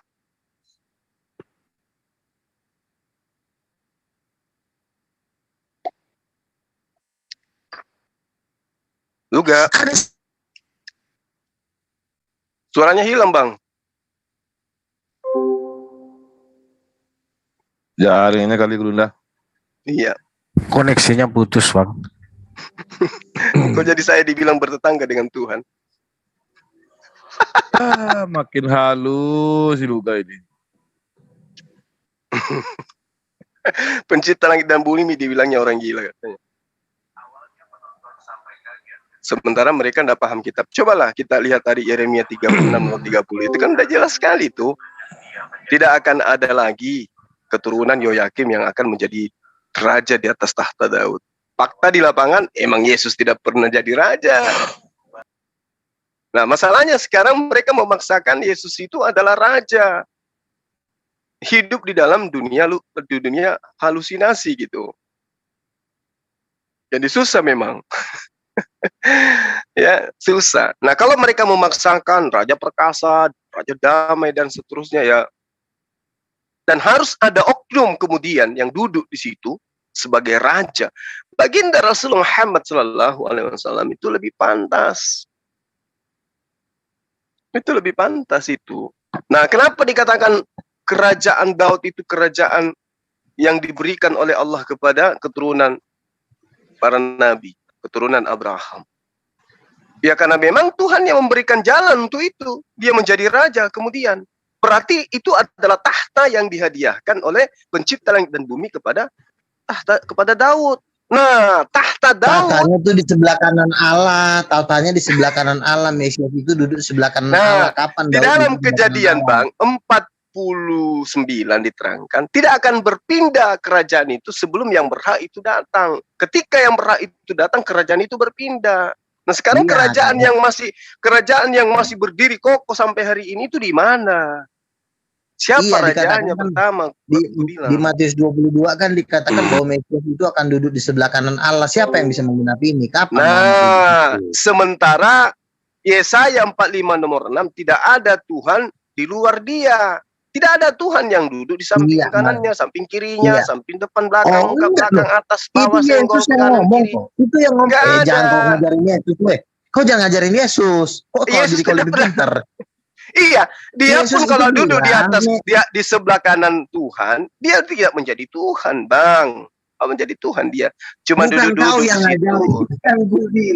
Ya, kalau saya pinjam bahasa Bang Luga ini, Yesus itu duduk di sebelah kanan sambil ngopi-ngopi lah, sambil ngintip-ngintip. Oh, Tuhan itu ternyata. Yesus kan di sebelah kan begini ya. Kan Yesus bilang Mesias itu harus duduk di sebelah kanan Allah. Ayatnya sebagai Mesias ya nggak apa-apa. Tapi faktanya yang duduk di sebelah kanan itu adalah baginda Rasul Muhammad SAW. Itu faktanya. Nah, ketawa kan? Nah, ketawa dia. Apa pembuktiannya? Mana ayatnya? Bukan fakta. Kita nggak perlu kemudian. Jangan bukan omongan kau yang didengar. Nggak bisa.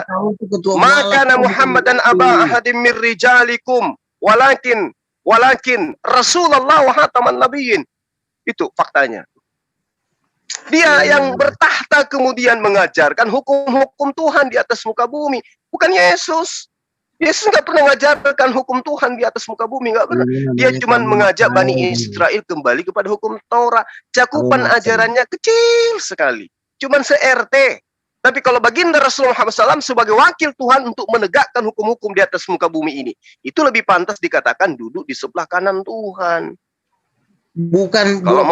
Begini loh, bukan menurut pendapat kamu sekarang yang mau dibahas. Ini kita ngomong pakai ayat, pakai dalil. Ini kan fakta di lapangan. Kalau Anda memaksakan Yesus duduk di sebelah kanan Tuhan, enggak ada itu cerita. Ini saya bacain ya, ini saya screen ya. Ibrani 1 ayat 3. Paulus. Iya dengerin. Ia adalah cahaya kemuliaan Allah dan gambar wujud Allah menopang segala sesuatu dengan firman-Nya. Sampai segitunya ayat data itu dibuat. Bentar dulu. Dan setelah ia mengadakan penyucian dosa, ia duduk di sebelah kanan yang maha besar di tempat yang tinggi, jauh lebih tinggi dari para malaikat, sama seperti nama yang dikaruniakan kepadanya. Sekarang kutanya, Muhammad dulu di mana? Muhammad jasadnya aja masih di kuburan, gimana sih lo?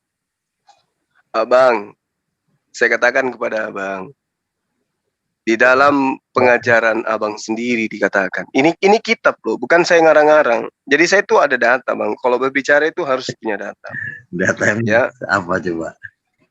Bukan. Abang pernah nggak membaca di dalam kitab abang bahwasanya tidak ada seorang yang lebih besar daripada Yohanes. Ya, tidak ada manusia yang kemudian lebih besar dari Yohanes Pembaptis. Ya, terus? Nah, Yesus manusia atau bukan? Manusia. Nah, berarti Yohanes lebih besar, Bang. Yohanes berkata, siapa yang datang dari atas, dari sorga itu. Iya, bahaya itu kalau itu Anda jadikan. Apa yang berasal dari bumi adalah orang-orang di bawah. Itu kata Yohanes. Ya, itu kesaksian Yohanes tentang Yesus. Ya, Yesus datangnya dari atas, dari sorga. Muhammad bukan dari sorga. Muhammad itu di bumi datangnya. Jadi orang yang dari atas itu lebih besar dari semuanya. Itu masuk akal. Yesus itu turun dari sorga. Tentu orang yang turun dari sorga itu lebih besar dari semua orang yang ada di muka bumi ini. Termasuk Muhammad, termasuk Musa. Jangan kau bolak-balik. Makanya Yesus mati, bangkit, naik lagi ke sorga. Muhammad mati nggak bisa naik. Kau sadar Juma? Enggak, Bang. Kau dibaptis lah. Nanti aku yang baptis kau. Begini loh, Bang. Kan ada pernyataan di dalam kitab abang sendiri bahwa manusia yang dilahirkan dari wanita tidak ada yang lebih besar dari Yohanes. Nah, Yesus dilahirkan dari wanita. Nah, berarti kedudukan Yohanes lebih tinggi daripada Yesus. Bagaimana mungkin kemudian dia mau duduk di atas kita tanya lagi kepada Yohanes. Iya, kita nggak bisa mengartikan. Kita kembalikan lagi kepada Yohanes. Apa pendapat Yohanes tentang Yesus? Di dalam Lukas 3 ayat 16, Yohanes berkata, aku membaptis kamu dengan air, tetapi kemudian daripada aku lama kuasa dari pukuk membuka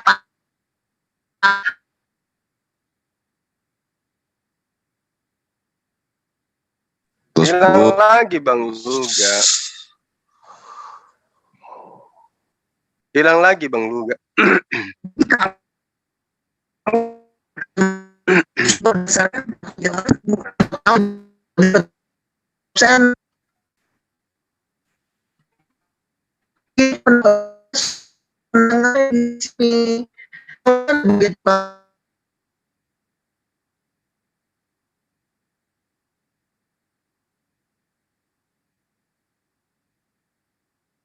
Hilang suaranya.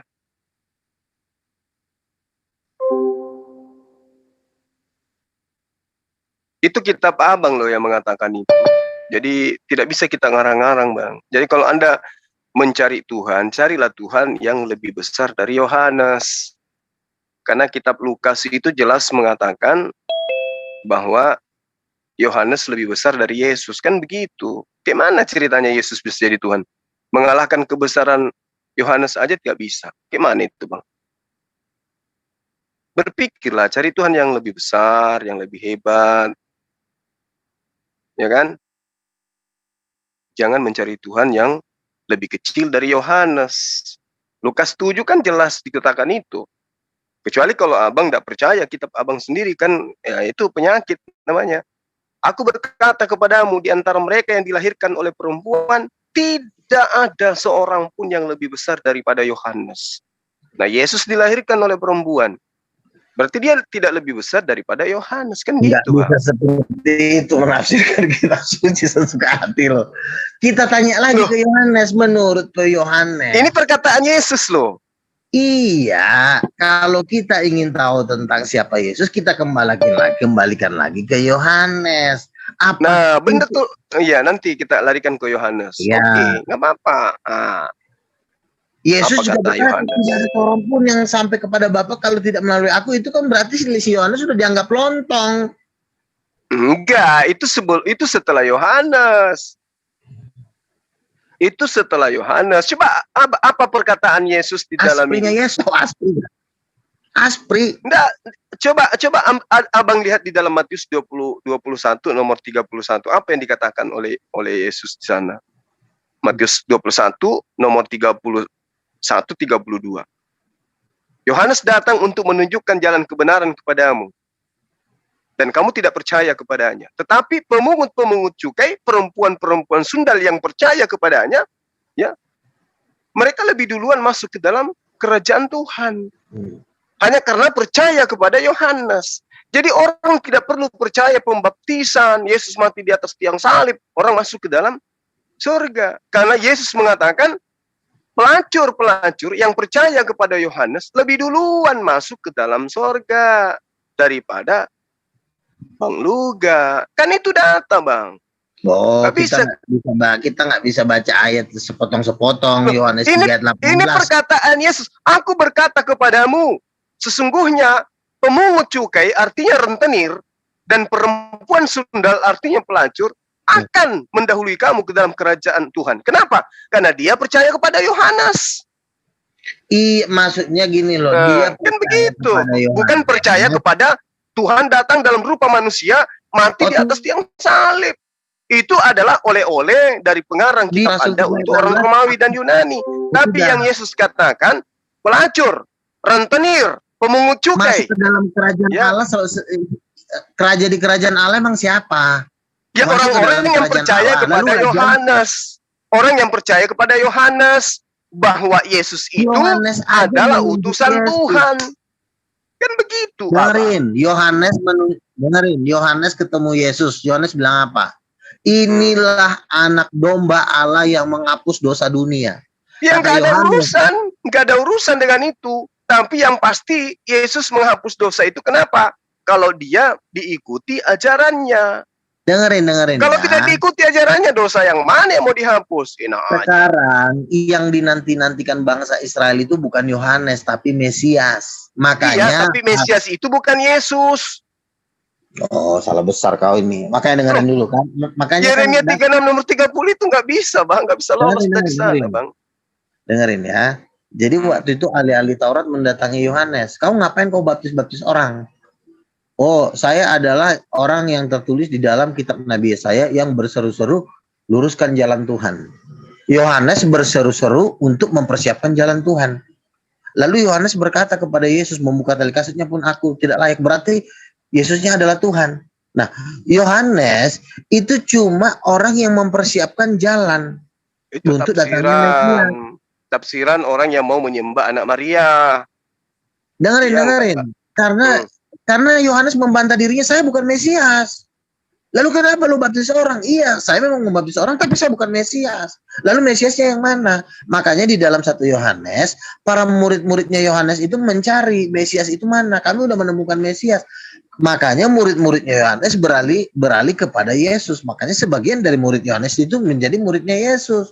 Karena yang mau dicari fokus utamanya ini mau mencari Mesias, bukan mau mencari Yohanes. Yohanes itu cuma nabi biasa. Ya, tapi dia lebih besar dari Yesus.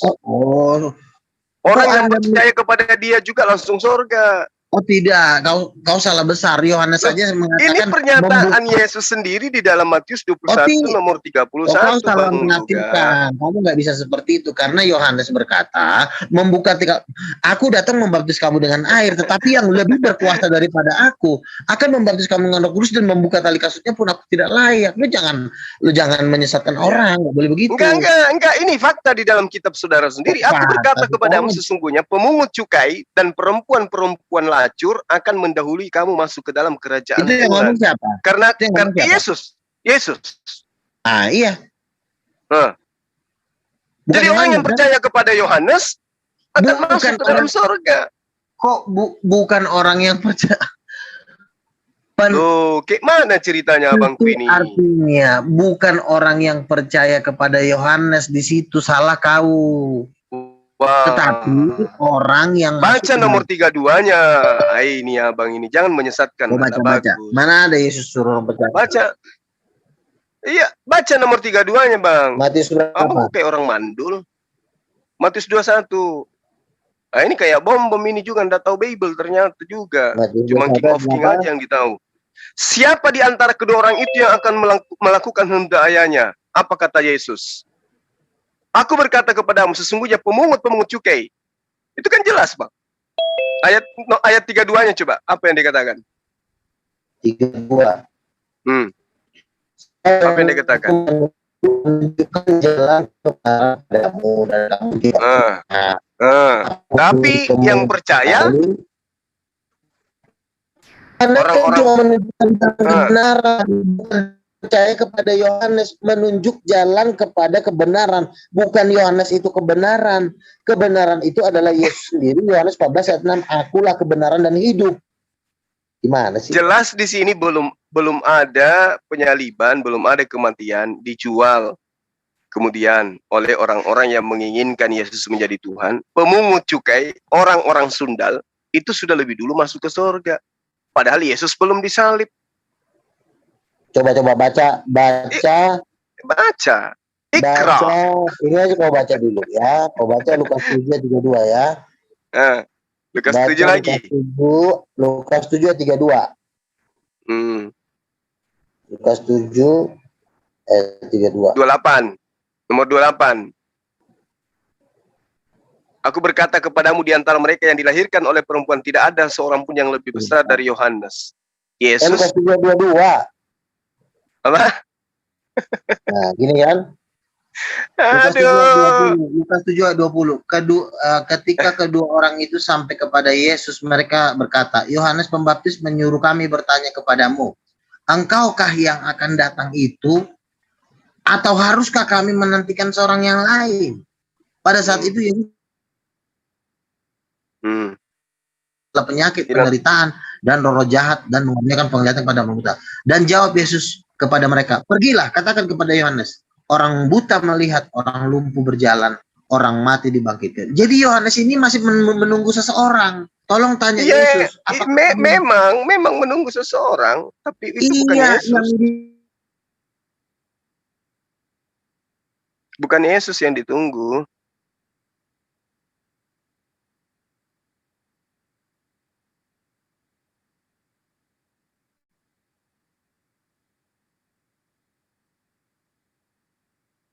Makanya itu siapa? Untuk Yesus. Makanya dia mengatakan membuka tali kasutnya pun aku tidak layak. Aduh, kurang jelas apa sih itu? Jadi kalau kamu masuk neraka nanti Jumat udah jelas, alasannya udah jelas. Kenapa rupanya? Yohanes Pembaptis itu adalah seorang nabi yang ditugaskan untuk mendahului kedatangan Mesias. Iya, dan Mesiasnya itu bukan Yesus. Oke, kita baca ya. Mesias itu bukan Yesus. Kau bilang, coba buka Markus 16, Markus 14 ayat 62. Markus 14 ayat 62. Saya bacakan ya. Kau bilang Yesus bukan Mesias. Oke, ayat 61 saya bacakan. Tetapi ia tetap diam dan tidak menjawab apa-apa. Imam besar itu bertanya kepadanya sekali lagi, katanya, apakah engkau Mesias, anak dari yang terpuji?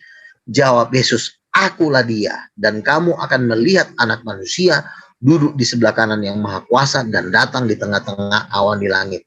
Maka imam besar itu dia. Yang dia katakan dirinya apa? Kita mendengar hujatnya terhadap dia katakan Allah. Apa dia? Anak manusia kan? Akulah dia. Kan ditanya apakah engkau Mesias? Akulah dia. Iya, Mesias. Iya, Mesias, dan dia adalah anak manusia. Kan gitu? Iya. Iya. Yesus Mesias kan? Mesias itu banyak, Bang. Mesias itu banyak. Kores juga Mesias. Harun juga Mesias, Daud juga Mesias, Saul juga Mesias, Yesus juga Mesias. Dengerin, kan Gentong gitu. juga Mesias. Karena di dalam kitab suci itu kendi tuh apa cangkir-cangkir juga diurapi. Iya, tapi kan yang dimaksud Mesias di situ orang yang diurapi, bukan candi yang diurapi. Iya, makanya arti Mesias itu banyak, bisa gentong, bisa candi, bisa kendil, bisa teko. Yang dimaksud dengan Mesias itu adalah raja yang diurapi. Makanya di dalam salah. Makanya aku bilang kalau berbicara mengenai raja maka bukan Yesus. Kalau dibilang Mesias, ya umat Islam juga paham dia adalah Al-Masih. Tapi kalau dibilang raja yang akan melanjutkan kamu baca tahta lagi. kerajaan, Coba bukan kamu baca. Yesus. Itu. Nih, coba kamu baca Matius 22. Karena dia tidak pun begitu dia lahir kerajaan Daud sudah nggak ada. Mau kayak mana dia mau jadi raja? Supaya kamu tahu arti Mesias, supaya kau jangan bilang apalah gentonglah Mesias. Bukan, memang arti Mesias itu yang diurapi. Tapi Mesias itu apa? Coba kita baca Matius 22 ayat 41. Ketika orang Farisi sedang berkumpul, Yesus bertanya kepada mereka, apakah pendapatmu tentang Mesias? Anak siapakah dia? Kata mereka kepadanya, anak Daud. Katanya, jika demikian bagaimanakah Daud oleh pimpinan roh menyebut dia tuannya? Pertama gini, bentar dulu. Justru itu yang dimaksud Tuhan di situ bukan Yesus. Dengarin dulu. Menurut Yesus ya dan menurut Daud, Mesias itu adalah bos dari para nabi. Daud menyebut Mesias itu Tuan. Itu berarti, betul. Dengarin dulu. Berarti Mesias itu adalah bos dari para nabi karena Daud itu nabi. Nah, bos para nabi tidak mungkin mati dibunuh oleh manusia. Itu kan menurut pendapat keluargamu. Bos para nabi itu sudah pasti berhasil menegakkan aturan Tuhan di atas muka bumi. Kalau nabi-nabi yang lainnya gagal, maka bosnya nabi itu yang harus berhasil. Kena dia di situ. Jangan kau yang ngajarin nabi-nabi, kau kan sebagai orang awam. Guru karate, jangan kau yang ngajarin para nabi, biarkan para nabi yang ngomong. Ini gila-gila yang satu. Kau jangan ngajarin nabi karena kau bukan nabi, kau jangan ngajarin rasul karena kau pun bukan rasul. Kau cuma Raja Nabi bilang begini, Bang Luga, Raja Nabi bilang begini, menurut Anda kan dia Raja Nabi. Masih banyak yang ingin aku ajarkan kepadamu, tapi kamu belum sanggup untuk menanggungnya. Tapi ketika dia datang, yaitu penolong lain, dialah yang akan mengajarkan segala sesuatunya. Dia itulah Raja Sang Nabi, Raja seluruh Nabi, yang mengajarkan segala sesuatunya. Yesus bukan. Sabar dulu. Kau nggak usah ketakutan, dengerin ya. Lalu Tuhan telah berfirman kepada Tuanku. Berarti Tuhan berfirman kepada Mesias. Duduklah di sebelah kananku sampai kubuat musuhmu taruh di bawah kakimu. Jadi musuhnya Mesias. Nah, itu tidak terjadi terhadap Yesus. Justru dia yang dibunuh oleh musuhnya. Itu fakta, Bang. Makanya aku bilang, kalian keliru kan saya bilang, Mesias yang dibunuh itu sebagai Yesus. Nabi. Biarkan Nabi ngajarin kau.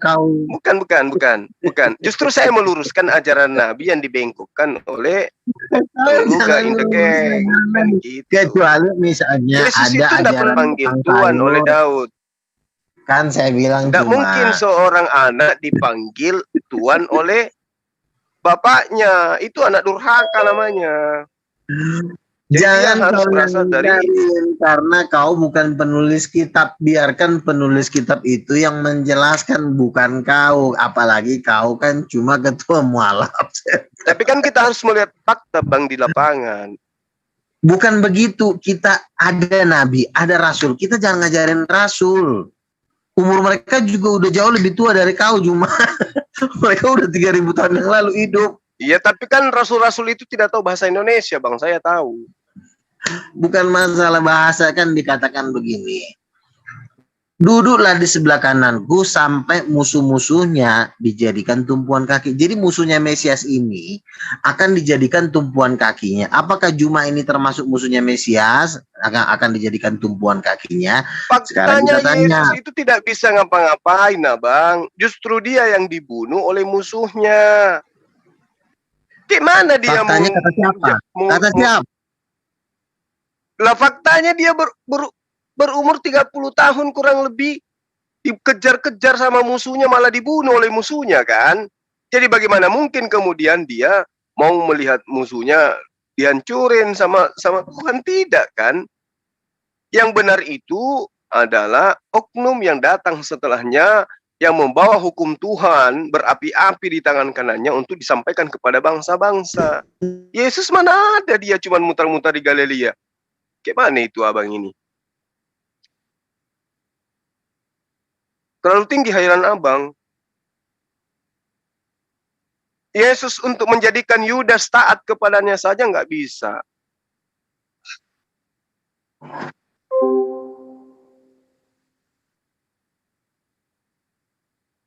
Jadi kalau kita mengatakan bahwasanya Yesus itu Mesias, ya Islam menyebutnya Al-Masih. Tapi kalau yang dinubuatkan menjadi nabi besar, menjadi rasul yang hebat, yang mengajarkan segala hukum-hukum Tuhan ke bangsa-bangsa, bukan Yesus, tapi yang Yesus nubuatkan di dalam Yohanes 16, nomor 7 sampai nomor 15. Itulah dia. Yang Yesus minta di dalam Yohanes 16 nomor 14, itulah dia. Jadi bukan Yesus. Ya, adalah benar jika aku pergi, sebab kalau aku tidak pergi, roh penolong lain itu tidak akan datang. Maka dia harus pergi, kemudian akan diutus penolong lain. Penolong lain itulah yang akan mengajarkan segala sesuatunya tentang hukum-hukum dan akan mengajarkan hukum-hukum Tuhan kepada seluruh bangsa-bangsa gitu loh. Siapa itu? Siapa? Baginda Rasulullah Muhammad sallallahu alaihi wasallam. Emang kita itu pernah ngomong kalau roh kebenaran itu Muhammad. Ya, ini perspektif saya sebagai seorang muslim, karena itu tidak bisa didudukan ke Yesus. Kamu tidak punya. Nah, itu kan hilang lagi suaranya kan? Hilang lagi. Itu ada Pak Robert, Bang Juma, disapa dulu. Pak Robert. Mungkin mau berdialog ya. Selamat malam. Aku mendengar yang baik aja, cuman ya secara logis mendengar sepihak. Saya terus tahu. Bang Luga kenapa, Bang Luga? Suaranya Bang Luga putus-putus, timbul tenggelam.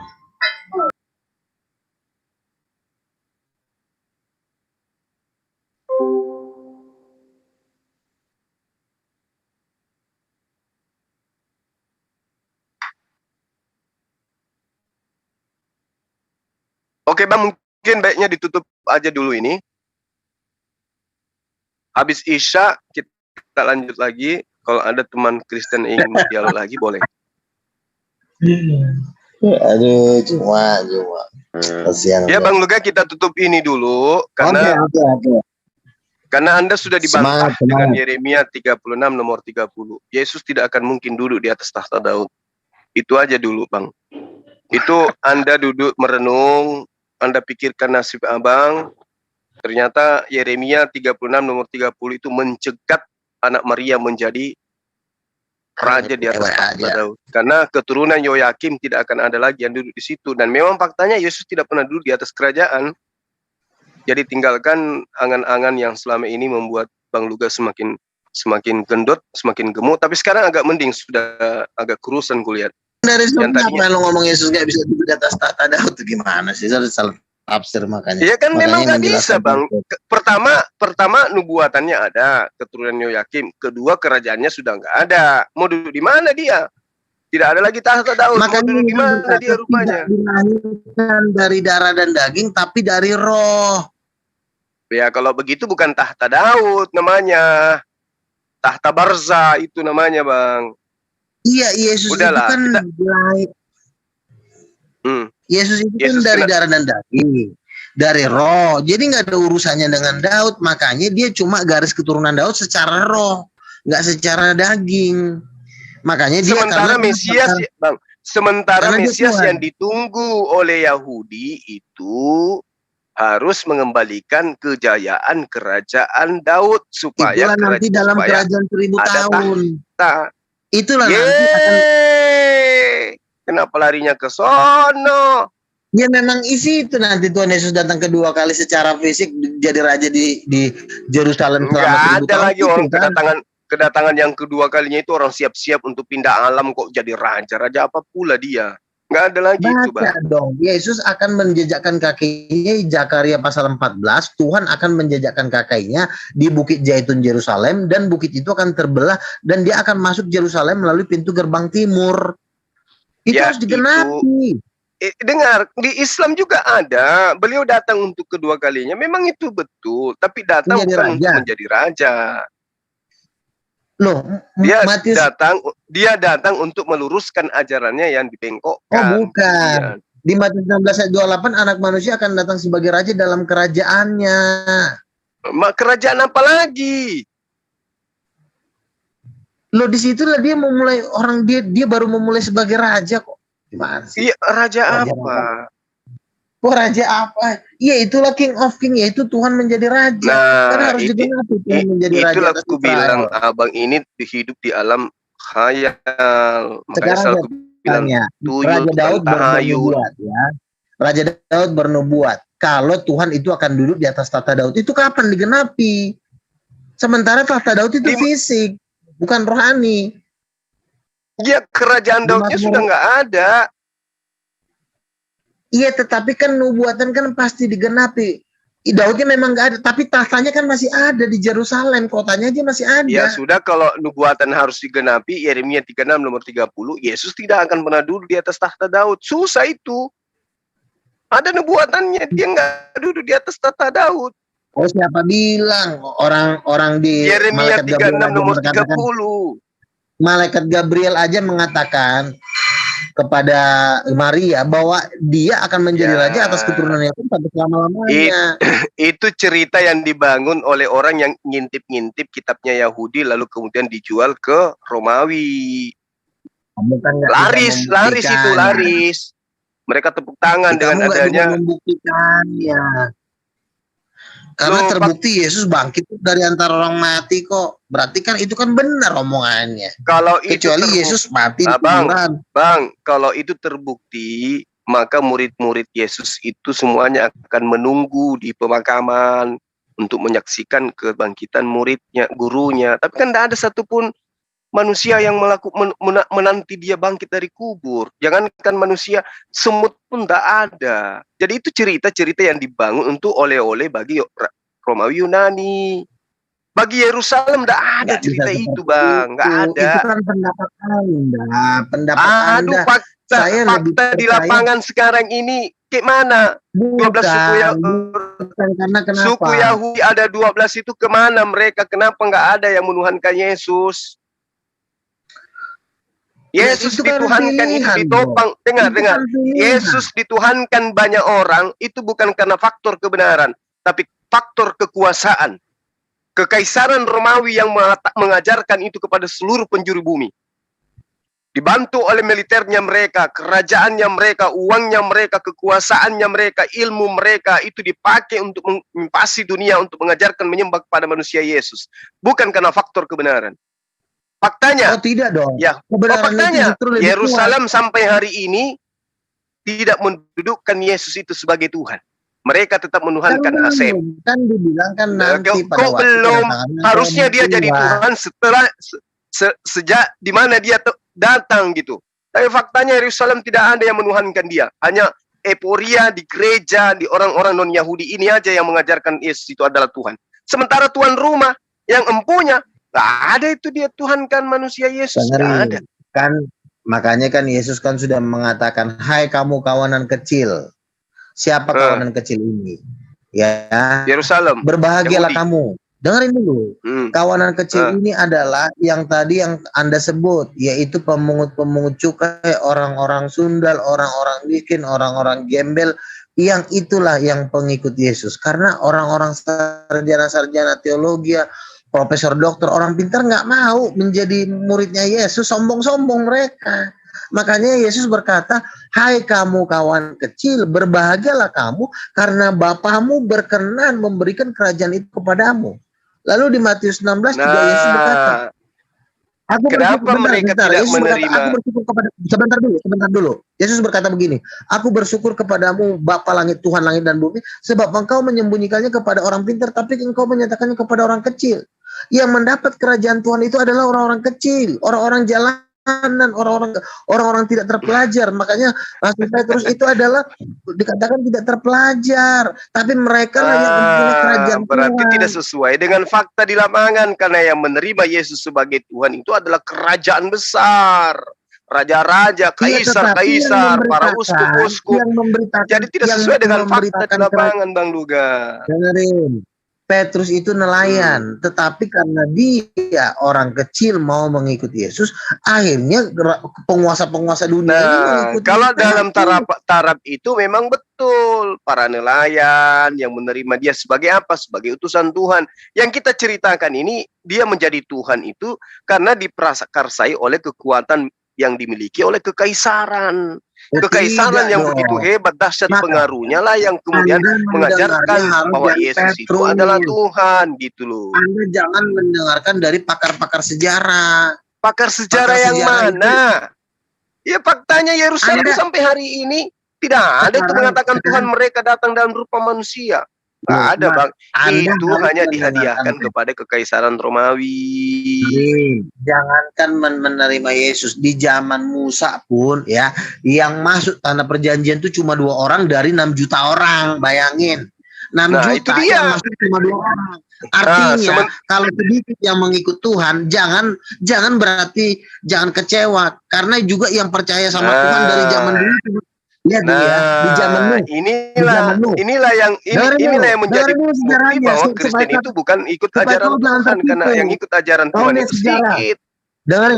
Dengerin, kau lihat sejarah ya, Adam dan Hawa aja ya, manusia pertama aja ikut iblis ya, itu opung kau aja udah ikut iblis. Terus yang kedua, di zaman Nabi Nuh, manusia ada puluhan juta orang, tapi yang diselamatkan cuma 8 orang.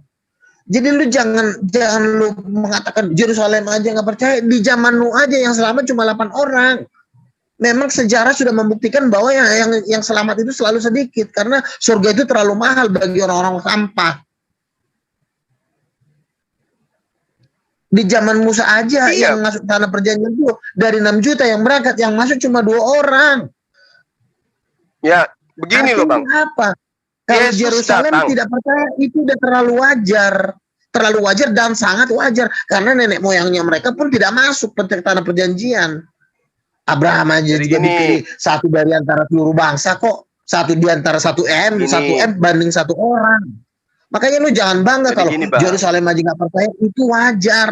Mereka kan jangan lu terlalu ikut mayoritas. Jadi gini, Anda harus membedakan antara ajaran Yesus kepada Bani Israel dengan ajaran Bani Israel tentang Yesus kepada Romawi Yunani. Anda harus bedakan itu. Yesus datang kepada Bani Israel, mengajarkan dirinya utusan Tuhan, tapi ditolak. Bahkan orang-orang yang menolak Yesus itu membuat sebuah pengajaran bahwa Yesus itu adalah Tuhan, diajarkan kepada Romawi Yunani, diterima. Makanya Yesus mengatakan waspadalah kepada ahli Taurat. Karena ahli Taurat yang menolak Yesus itu akan membuat sebuah agama, mendudukkan dirinya sebagai Tuhan. Dan inilah yang Anda anut sekarang. Itu fakta di lapangan yang tidak bisa kemudian Anda bantah gitu loh, Bang. Pakar yang ngajarin kau ngomong gitu, siapa namanya? Pasti Alexius lah, dari Yunani lah. Kau tuh dengerin Petrus. Enggak, kitab Anda sendiri yang menceritakan itu. Kan ku bilang sama Bang, untuk membuktikan emas itu palsu atau asli, yang diteliti adalah emas itu sendiri. Jangan kita ambil emas yang lain. Bukan begitu. Kalau kau ingin tahu tentang siapa Yesus, sumber utamanya cuma 2 nih saran gua. Kitab Wahyu dari Yohanes sama kitab Petrus. Oh, kitab Wahyu itu bukan Yohanes. Nah, disinilah kesalahan kalian. Kitab Yohanes itu kalau memang itu tulisan Markus. Jangan percaya omongan siapapun di muka bumi ini, jangan lu percaya. Karena sumber utamanya itu harus namanya Yohanes. Kalau namanya dari ucok lah, lontong sayur, jangan lu percaya. Karena mereka nggak lahir di zaman Yesus, mereka nggak pernah diajak sama Yesus. Kalau memang kitab Yohanes sudah nggak ada, udah mulai hari ini lu jadi ateis saja. Jangan lu percaya omongan siapapun, karena sumber utama itu harus dari namanya Yohanes. Kalau itu bukan kitab Yohanes, cari kitab Yohanes. Sementara penulis kitab Anda bukan Yohanes anak Zebedeus. Penulis kitab Anda itu adalah orang yang kemudian disebut Markus. Itu loh, Bang. Belajar itu harus sistematis dan harus memiliki kajian-kajian yang benar-benar bisa teruji gitu. Jadi penulis Wahyu itu bukan Yohanes murid Yesus, bukan. Karena pernah namanya baru si Calvin lah, si Charles lah, nggak ada. Jadi sumber utamanya kalau kitab Petrus nggak ada, kitab Yohanes udah stop, nggak ada yang perlu dibahas lagi. Mending pindah agama. Maka dari itu sekarang mending jangan lo percaya sumber apapun selain daripada kitab Yohanes.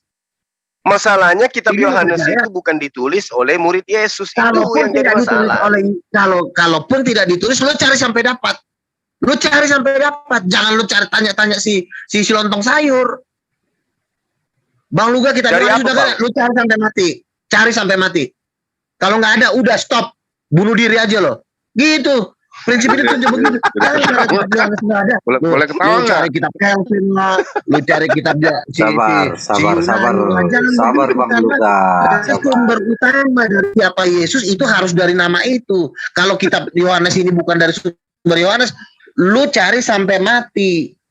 Ini kan yang lo cari sumbernya dari Charles, dari Bronsius, dari Alexius, Enggak. dari Paulus. Untuk membuktikan Nggak bisa. emas itu asli atau tidak, ambil emasnya, lalu kemudian kita uji.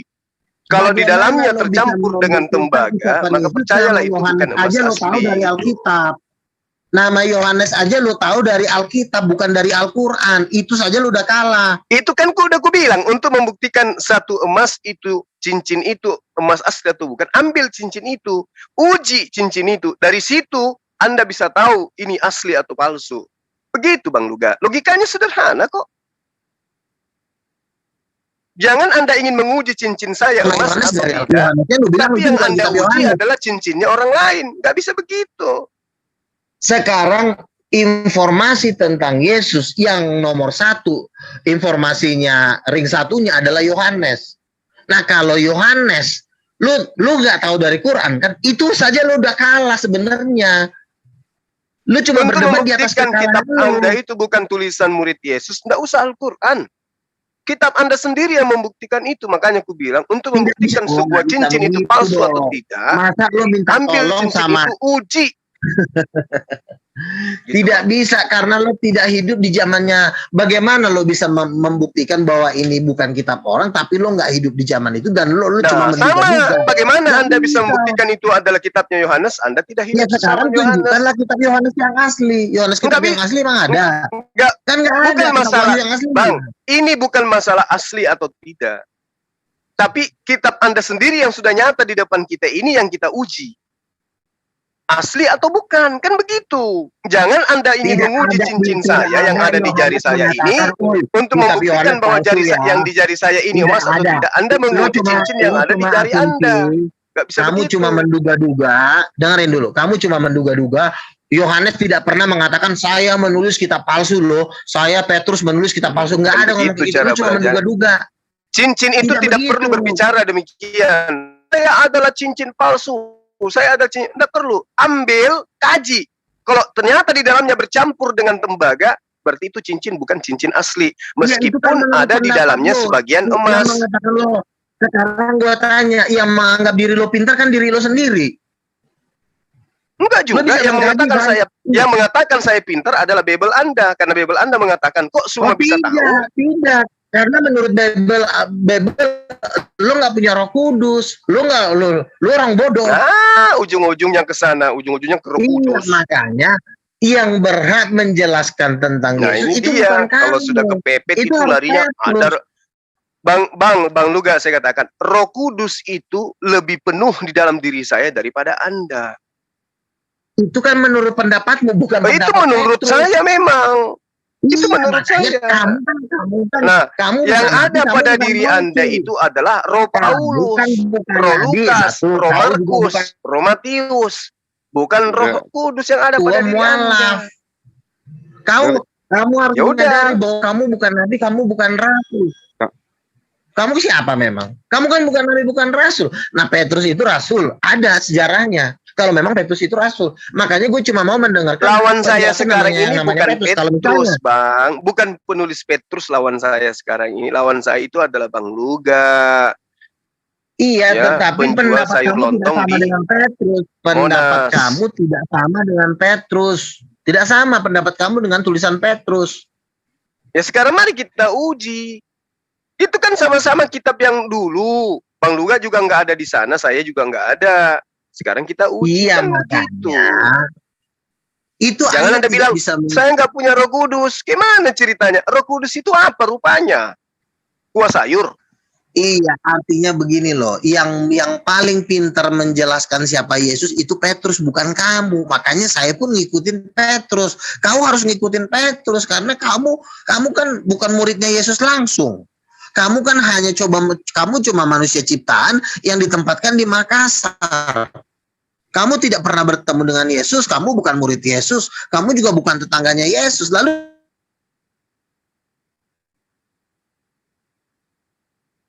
Iya, kita harus mengakui Petrus yang menulis kitab Anda itu memang orang terpelajar, memang orang pintar. Sementara Petrus murid Yesus itu adalah orang yang tidak terpelajar. itu tamunya. Itu. Nah, kemudian kalau kita melihat isi dari kitab Petrus itu jelas, Bang. Ide-idenya itu penuh dengan gaya-gaya penulisan Paulus. Itu kan, Anda harus akui. Apapun idenya, saya lebih percaya dia daripada kau.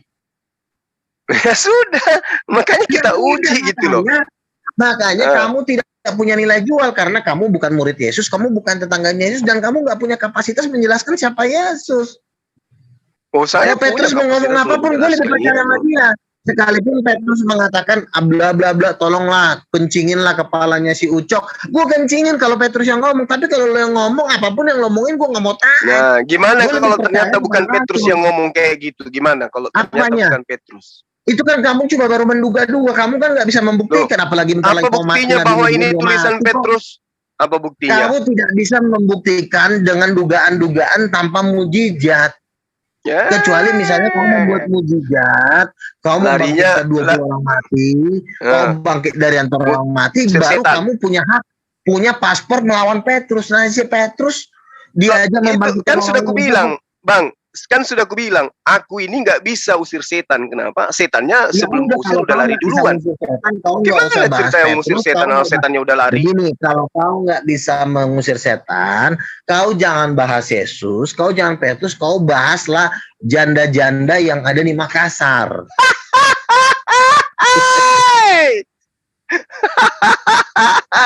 Itu kok larinya ke janda-janda gimana sih? Jangan gitulah. Iya, makanya kan yang berhak menjelaskan siapa itu wajib kopinya. Kalau Juma itu nggak ada urusannya dengan ngopi dulu. Anak yatim yang ada di Makassar Juma. Ngopi dulu, Kak. Ngopi dulu, Kak. Iya. Bang, bisa nggak ini, Bang? Bisa nggak si Bom-Bom itu abang bujuk dia masuk ke sini? Bisa nggak? Bang Luga, kamu tantangin Bom-Bom masuk sini, gitu loh, debat di sini, Bang Luga. Nanti di sini ku kempesin kepalanya. Ya, itu Lai Luga. Kayak kemarin dia utusannya siapa? Amin Wijaya. Aduh, banyak sekolah minggu pun tidak lulus. Sekongkol pula sama si Rudi. Naik turun sekongkol sama si siapa sang akrobat si kunyuk itu. Itu besok malam itu katanya itu Pak Ferry Suawa mau dialog, Bang. Boleh. Dia mau angkat tema ini, tema Mesias yang sebenarnya. Jadi dia angkat dua tema, tapi ya pilihannya ada dua itu, terus Nabi Muhammad versus Paulus gitu. Ya bagus, boleh, nggak apa-apa. Apapun temanya kita ikutin. Ya, selama ingat syaratnya dari saya kepada teman-teman Kristen yang ingin berdialog dengan saya, tolong ketika berdialog dengan saya jangan lupa bawa otaknya. Bawa otaknya hadir serta kalau berdialog dengan saya. Jangan sampai dilupa di rumah kayak tadi malam itu. Tadi malam itu dia nggak bawa otak, cuman mata yang dia bawa. Saya tanya hal mendasar terhadap imannya, aku tidak akan mau jawab, bukan tidak akan. Kamu tidak tahu jawabannya. Susah memang. Kenapa? Ya kalian itu beriman, saya ini berilmu. Harus dibedakan. Bukan sombong loh ya, bukan sombong. Kita mengkaji kitabmu itu bukan untuk diimani. Kita mengkaji kitab kalian itu untuk diilmui, dipahami, diselami, bukan untuk diimani. Kenapa? Karena menurut kami bukan firman Tuhan. Harusnya itu berlaku terhadap umat Kristen, terhadap Al-Quran. mereka juga mengkaji Al-Quran, bukan mengkaji terjemahan. Mengkaji Al-Quran, menyelami Al-Quran, begitu dapat celah di dalam untuk dikritisin, tampil ke depan. Itu baru. Sama seperti kita umat Islam. Kita mengkaji dasar pijakan iman Kristen itu apa? Bible.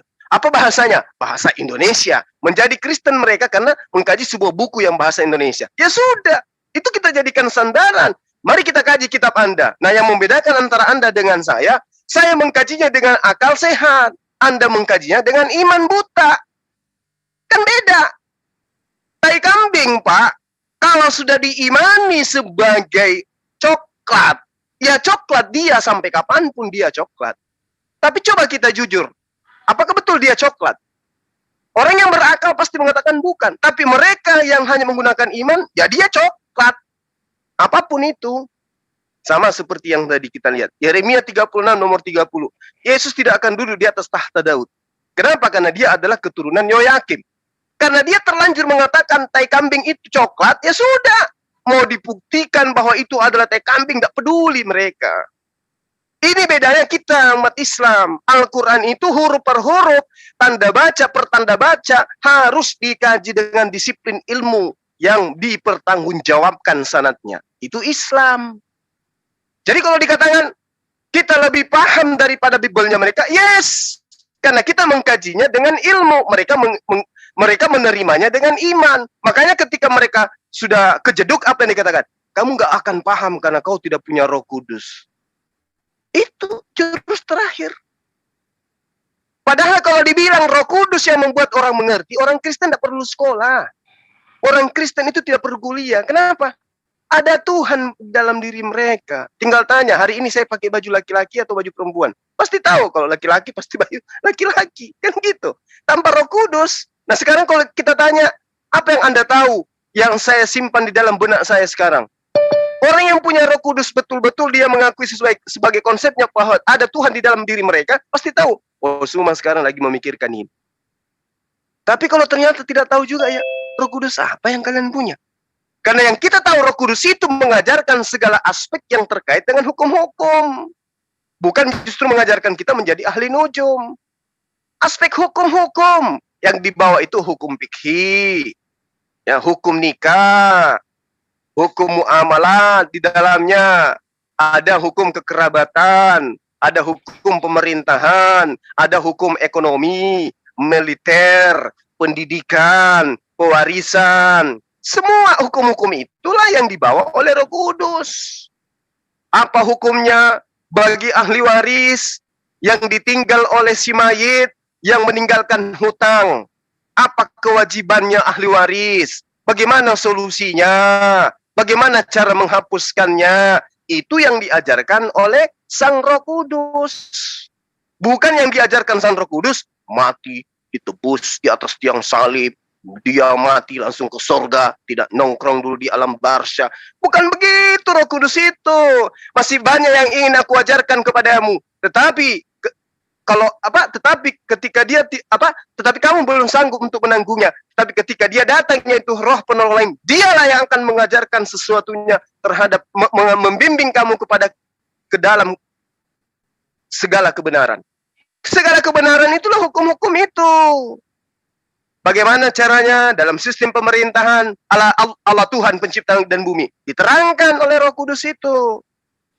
Bagaimana caranya kemudian ketika kita mengalami kesulitan, apa yang harus kita lakukan dari aspek ekonomi, diterangkan oleh Roh Kudus itu. Bagaimana caranya dalam peperangan, ketika kita sudah dimenangkan, ada tawanan, apa yang harus kita lakukan, apa yang harus kita berlakukan, diterangkan oleh Roh Kudus itu. Jadi aspek-aspek yang dilalui dalam kehidupan anak keturunan Adam ke depannya, diajarkan semuanya oleh Roh Kudus itu. Hukum-hukum yang diajarkan Roh Kudus itulah yang harus ditegakkan kepada bangsa-bangsa. Bukan menghayal. Bukan menghayal. Oh, kami ini adalah dibimbing oleh Roh Kudus. Dibimbing apa rupanya kau? Untuk menentukan antara ajaran yang baik dan benar saja di dalam agama kalian, haram halal itu sudah nggak ada. Apa rupanya hukum yang mana? Dengan matinya Yesus di atas dia salib, maka dia membatalkan hukum Taurat bersama ketentuan dan ketetapan yang ada di dalam. Terus Roh Kudusnya ngajarin apa lagi kalau sudah kayak gitu? Ajaran kasih. Yang mana itu ajaran kasih? Oh, kalau kamu disakiti, kamu memaafkan. Oh gitu. Jadi hal-hal yang belum diajarkan oleh Yesus yang tidak bisa ditanggung oleh orang pada masa itu, memaafkan rupanya. Bukankah di dalam kitab kalian dikatakan, jika engkau tidak mengampuni saudara-saudaramu, maka Bapa yang ada di surga pun tidak akan mengampuni kamu. Berarti Yesus sudah memaafkan, mengajarkan memaafkan. Berarti bukan itu yang dimaksud. Apalagi rupanya. Jadi kebenaran itu harus ditegakkan dengan wahyu dan akal. Bukan akal-akalan, lalu wahyunya bukan wahyu dianggap wahyu. Ya, jadi gitu ya teman-teman sekalian. Bukannya kami sok tahu, tidak. Coba berdiri depan saya, ingin ku tahu apa keilmuan disiplin ilmu yang kau punya, yang saya Bang Suma tidak punya, terkait dengan kitabmu. Ayo, kita uji. Apa yang kamu punya yang saya tidak punya kira-kira? Oh, saya bisa bahasa Ibrani. Saya juga belajar Ibrani. Oh, saya bisa bahasa Yunani. Saya pun belajar bahasa Yunani. Apa rupanya yang bisa mengantar kau lebih hebat daripada saya? Kami punya Roh Kudus. Nah, kita uji. Apa betul? Apakah Roh Kudus mengajarkan orang menjadi bahlul? 1 tambah 1 tambah 1 sama dengan 1. Itu rupanya yang Anda anggap Roh Kudus. Tuhan tidak mati, tidak dihidupkan. Lalu kemudian Roh Kudusmu membimbing kamu menuhankan manusia yang pernah mati. Itu yang kau maksud Roh Kudus. Jadi sudahlah kawan-kawan Kristen ya. Jangan Anda kemudian sesumbar ketika Suma tidak punya hak bercerita. Kenapa rupanya? Karena saya tidak pernah sekolah Bible gitu. Tampilkan depan saya orang yang pernah sekolah Bible. Kan kita dari kemarin-kemarin sudah membuktikan itu. S1, S2, S3, S Tontong, S Lilin, dan semua. Kan kita sudah uji semuanya. Siapa di antara mereka rupanya yang lebih hebat Bible? Kalau hanya modal Anda Kristen dari lahir, Anda dibaptis, Anda begini dan begono, itu bukan jaminan. Yang menjadi jaminan sekarang ketika Anda punya hikmat mengajarkan Bible berdasarkan akal pikiran Anda.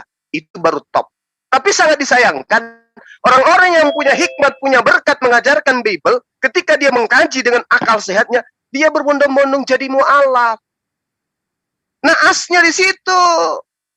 Kalau Anda sudah kejeduk, Anda akan maki-makian nantinya. Oh, Suma, naik kau di sini, Suma. Kau akan kubalbalin. Begitu kita naik, pingsan.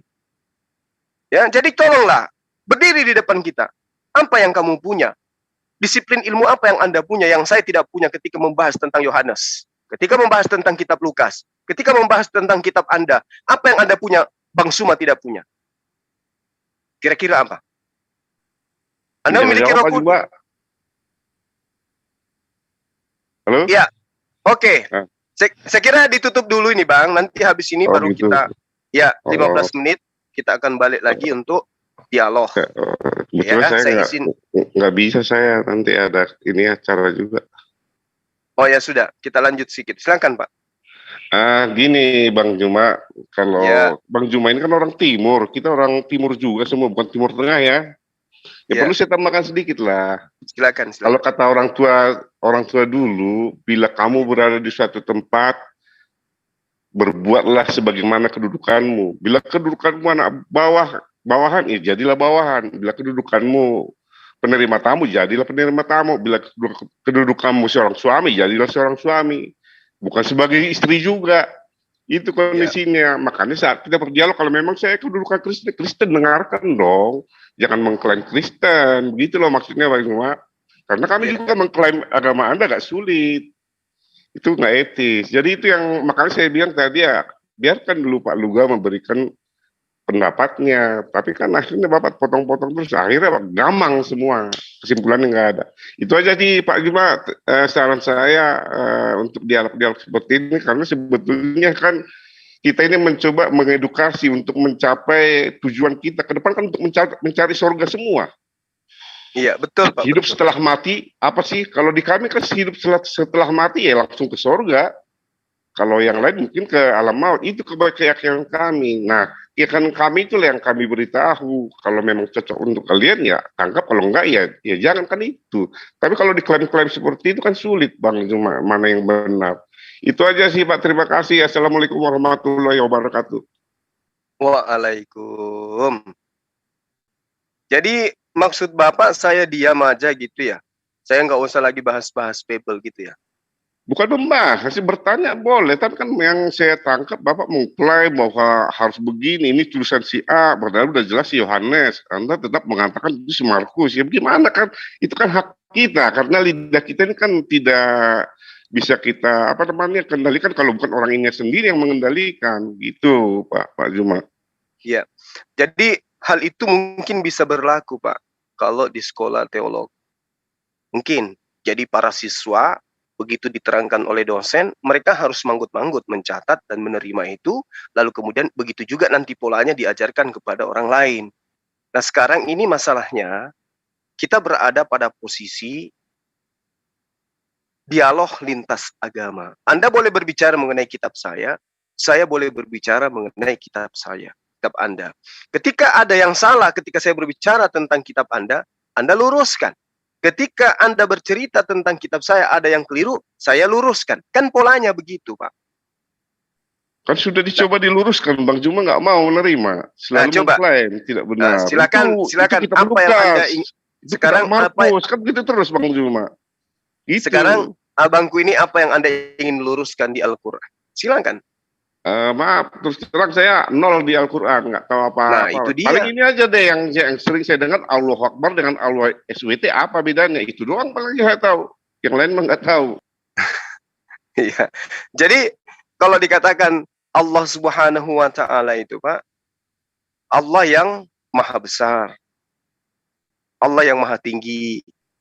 Kalau Allah yang apa? Allah maha besar, Pak. Allah SWT? Itu singkatan dari Subhanahu wa Ta'ala. Artinya apa? Allah yang maha tinggi lagi maha suci, Pak. Ya iya, kami kan nggak tahu sama sekali kalau masalah agama. Hanya itu aja paling. Ya karena itu yang sehari-hari kami dengar. Kalau baca Al-Quran kami nggak tahu caranya karena bahasa Arab. Jadi, memang karena itu. Jadi gimana kami bisa bertanya, orang kami nggak pernah membacanya, mungkin. Memang ada nubuatannya, Pak. Di dalam kitabnya orang Yahudi, memang ada nubuatannya dalam Yesaya 29 nomor 12. Ketika datang kitab termaterai itu diberikan kepada orang yang tidak bisa membaca, maka dia akan mengatakan saya tidak bisa membaca. Memang ada nubuatannya itu, Pak. Terkait dengan Allah Maha Besar, itu juga ada nubuatannya. Mazmur 96 nomor 4. Tuhan itu Maha Besar. Allahu Akbar. Nah, kalau Anda berbicara mengenai SWT, di dalam kitab Anda juga dikatakan begitu. Ya, kitabnya orang Yahudi maksud saya. Tuhan itu maha tinggi, maha suci, ya, maha tinggi dalam keadilannya dan suci dalam kekudusannya. Tuhan maha suci itu ada, Pak, di dalam Alkitab. Yang saya tahu, Pak, di Alkitab maha kuasa, Pak, bukan maha suci. Ada, Pak. Coba Anda lihat dalam Yesaya 57 nomor 15. Akulah Allah yang maha tinggi dan maha suci. Subhanallah, Pak. Jadi, Tuhan yang disembah oleh orang-orang terdahulu yang menganut ajaran agama samawi adalah Tuhan yang maha tinggi, Tuhan yang maha suci, yang kami sebut Subhanahu wa Ta'ala. Itu dalil. Nah, kalau Allah maha besar kan ada, Pak, tadi. Celakanya kemudian karena teman-teman Kristen lebih memahami kitabnya menggunakan bahasa Indonesia. Makanya aku bilang tadi, apa yang sahabat Kristen punya yang saya tidak punya di dalam mengkaji Bible-nya. Bahkan terkadang saya lebih banyak mengajar teman-teman Kristen tentang Bible daripada mereka sendiri. Contoh, kita buktikan hari ini, Pak. Anda berkata, kami tidak tahu itu, yang kami tahu itu Allah perkasa. Begitu saya tunjukkan kepada Anda, kan Anda kaget. Yesaya 5 nomor 16, Yesaya 57 nomor 15, Yesaya 57 nomor 15 ini jelas sekali mengatakan Tuhan itu maha tinggi, maha suci. Dalam bahasa Arab, Subhanahu wa Ta'ala. Gimana tuh? Ya, makanya gini, ya, Bos, silakan. kalau di kami sudah bebas membicarakan Alkitab untuk mimbar itu biasanya dapat gelar, begitu, Pak. Makanya kalau umpamanya Bapak mengatakan lebih tahu dari ya agak susah juga saya ngomongnya karena memang itu ya etikanya, statusnya. Bukan Pak, begini Pak, mohon maaf, bukan saya lebih tahu. saya lebih paham. Tapi teman Kristen Sama lebih tahu aja. tentang Bible. Sama, Oh, enggak. sama aja Pak, lebih Enggak, Pak. paham dengan Kalau lebih ada tahu. kalau tahu, Pak, kalau tahu berarti dia mengetahui bahwa di dalam surat ini, di dalam kitab ini ada begini. Tapi yang paham, dia mengerti bahwa maksud daripada data itu seperti ini. Ya itulah. Contoh gini loh, Pak. Contoh, Anda tahu tidak bahwa di dalam kitab Anda diajarkan Tuhan itu cuma satu? Iya. Nah, itu Anda tahu. Tapi Anda paham nggak bahwa Tuhan yang satu itu tidak mungkin kemudian bersekutu dengan Tuhan-Tuhan yang lain? Iya. Nah, itulah buktinya. Sementara Yesus Tuhan atau bukan? Tuhan. Roh Kudus Tuhan atau bukan? Rohnya Tuhan Yesus Iya. itu. Nah, Bapak Tuhan atau bukan? Tuhan. Nah, sekarang ada berapa Tuhan di situ? Satu. Nah, itu aku bilang, saya lebih paham. Anda tahu, tapi yang paham saya. Gini, Bos. Kan gitu, Pak. Iya. Anda punya kepala, punya tangan. Itu sama nggak? Sama. Kepala sama tangan sama? Iya, itu adalah tubuh saya, Pak. Sama-sama tubuh saya. Itulah tubuh Tuhan Yesus Kristus. Allah Bapa. Maksudnya gimana? Kan rohnya Tuhan Yesus itu Allah, roh Allah yang segambar dengan Adam. Ya. Sifatnya adalah Maha Kudus. Terus? Itu loh. Lah itu satu di dalam tubuh Tuhan Yesus. Bagaimana kalau Yesus sendiri yang mengatakan bahwa dia dan Bapa adalah dua, Pak? Memang bisa terpisah, tapi Anda kan roh Anda juga bisa terpisah dari tubuh Anda. Yang kalau sudah terpisah, gini dulu, Pak. Inti utama dari Alkitab ini adalah Tuhan Yesus atau Allah datang ke dunia adalah untuk menyelamatkan roh-roh manusia yang telah mati dan belum bangkit. Itu maksudnya kedatangan inti utama dari Alkitab. Karena dengan dia cara apa Yesus menyelamatkan itu, Pak? Dengan cara apa Yesus menyelamatkan mereka? Waktu itu kan kita sudah debat keturunan Allah, bahwa kami ini adalah keturunan Allah itu kan roh kami ini, roh kita ini keturunannya, roh ini yang berarti Tuhan pencipta langit dan bumi itu berkembang biak, Pak, ya? Berkembang biak? Ya kan Anda mengatakan Anda ada anak-anak Allah, ada tertulis anak-anak Allah. Nah, berarti berkembang biak. Tuhan Anda berkembang biak.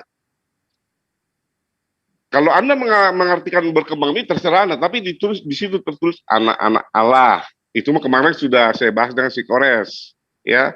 Anak-anak Allah itu maksudnya Tuhan pencipta langit dan bumi itu punya titisan gitu. Maksudnya titisan? Ya, punya benih, punya anak gitu ya, Pak? Iya, anak-anak Allah. Itulah ketujuh roh Allah yang ada di kitab Wahyu. Nah, sekarang kalau anak manusia yang lahir adalah manusia atau bukan manusia? Tubuhnya dong. Kan manusia itu kan daging. Nah, Nah, sekarang kalau Tuhan Anda punya anak, apakah anaknya juga Tuhan? Anda punya anak? Gimana coba? Kalau saya punya anak, jelas anak saya manusia. Kalau Tuhan punya anak, anaknya apa? Ya, Tuhan. Roh dong. Kan Tuhan itu roh, Allah itu roh. Berarti saya juga ini adalah anak Tuhan? Iya, seharusnya. Kalau kan ada aturan, semua ada aturannya, Bos. Kalau kau percaya akan menjadi anakku, kan begitu. Kalau kau tidak percaya, kau akan dilemparkan ke alam maut. Kan aturan yang menjadi masalah. Tuhan Yesus datang ke dunia ini kan karena aturannya sudah mengutuk si Adam sampai kembali menjadi tanah, menjadi debu. Nah, dengan peristiwa itu kan Tuhan sayang, maka terjadilah perkawinan anak-anak Allah di Kejadian 6 ayat 1-3 itu. Dari situ sumber utamanya. Tapi itu udah jam 7. Halo? Iya, gimana Pak? Ya. Sementara itu dulu Pak yang bisa sampaikan, makanya saya bilang kita saling mengertilah dulu antara sesama agama, bukan mengklaim. Itu aja sih, karena nanti akan banyak menyesatkan orang Pak.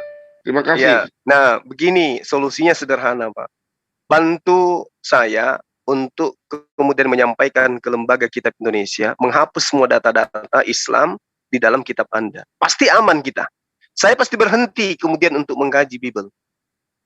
Tapi selama kemudian Anda masih mengatakan anak Allah dan seterusnya, selama itu juga Anda akan menjadikan saya sebagai momok yang menakutkan. Gitu Pak. Itu aja sih saya. Coba saya dengan orang Hindu.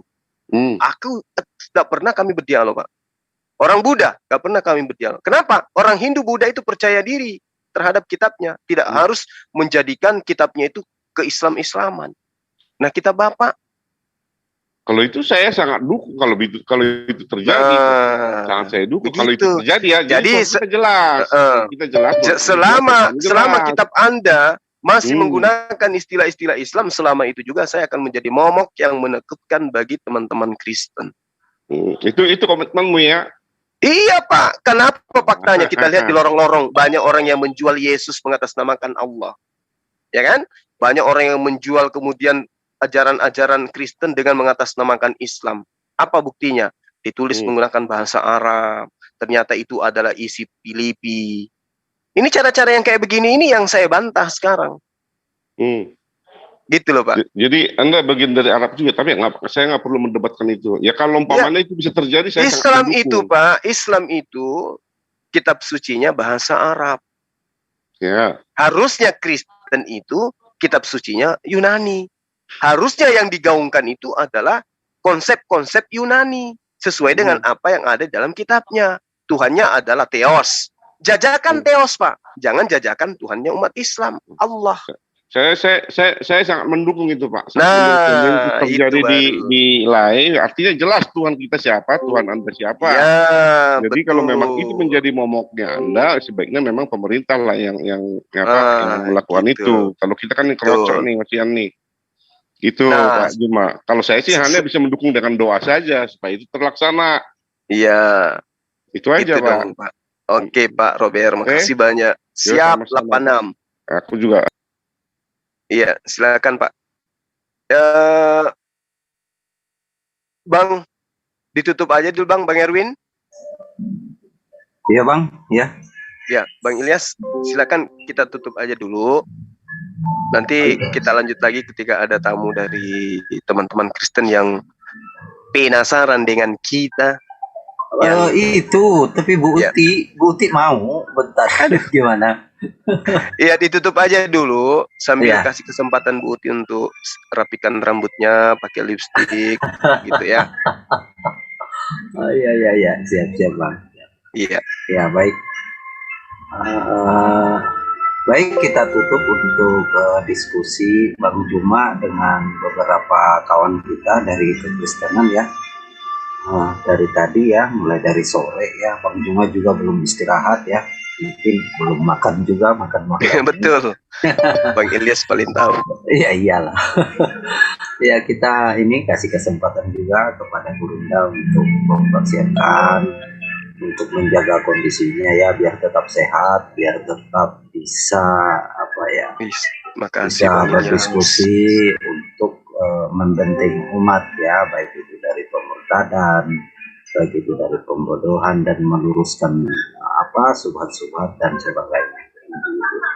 Ya baik kawan-kawan sekalian, baik yang ada di live chat masing-masing channel, tetap dukung Narasi Ar dari Muslim ya, biar bisa menyiarkan ya, baik itu isi-isi dalam dialog, perdebatan ataupun kajian sebagai modal ya, sebagai dasar atau sebagai tambahan keilmuan untuk kita masing-masing, bagaimana memahami ajaran dalam Islam dan memahami seperti apa ajaran-ajaran dari kawan kita yang berbeda keyakinan. Tapi apapun itu adalah kita tetap berpegang teguh pada semboyan NKRI harga mati. Baik, itu aja dulu saya akhiri. Wabillahi taufiq wal hidayah. Assalamualaikum warahmatullahi wabarakatuh.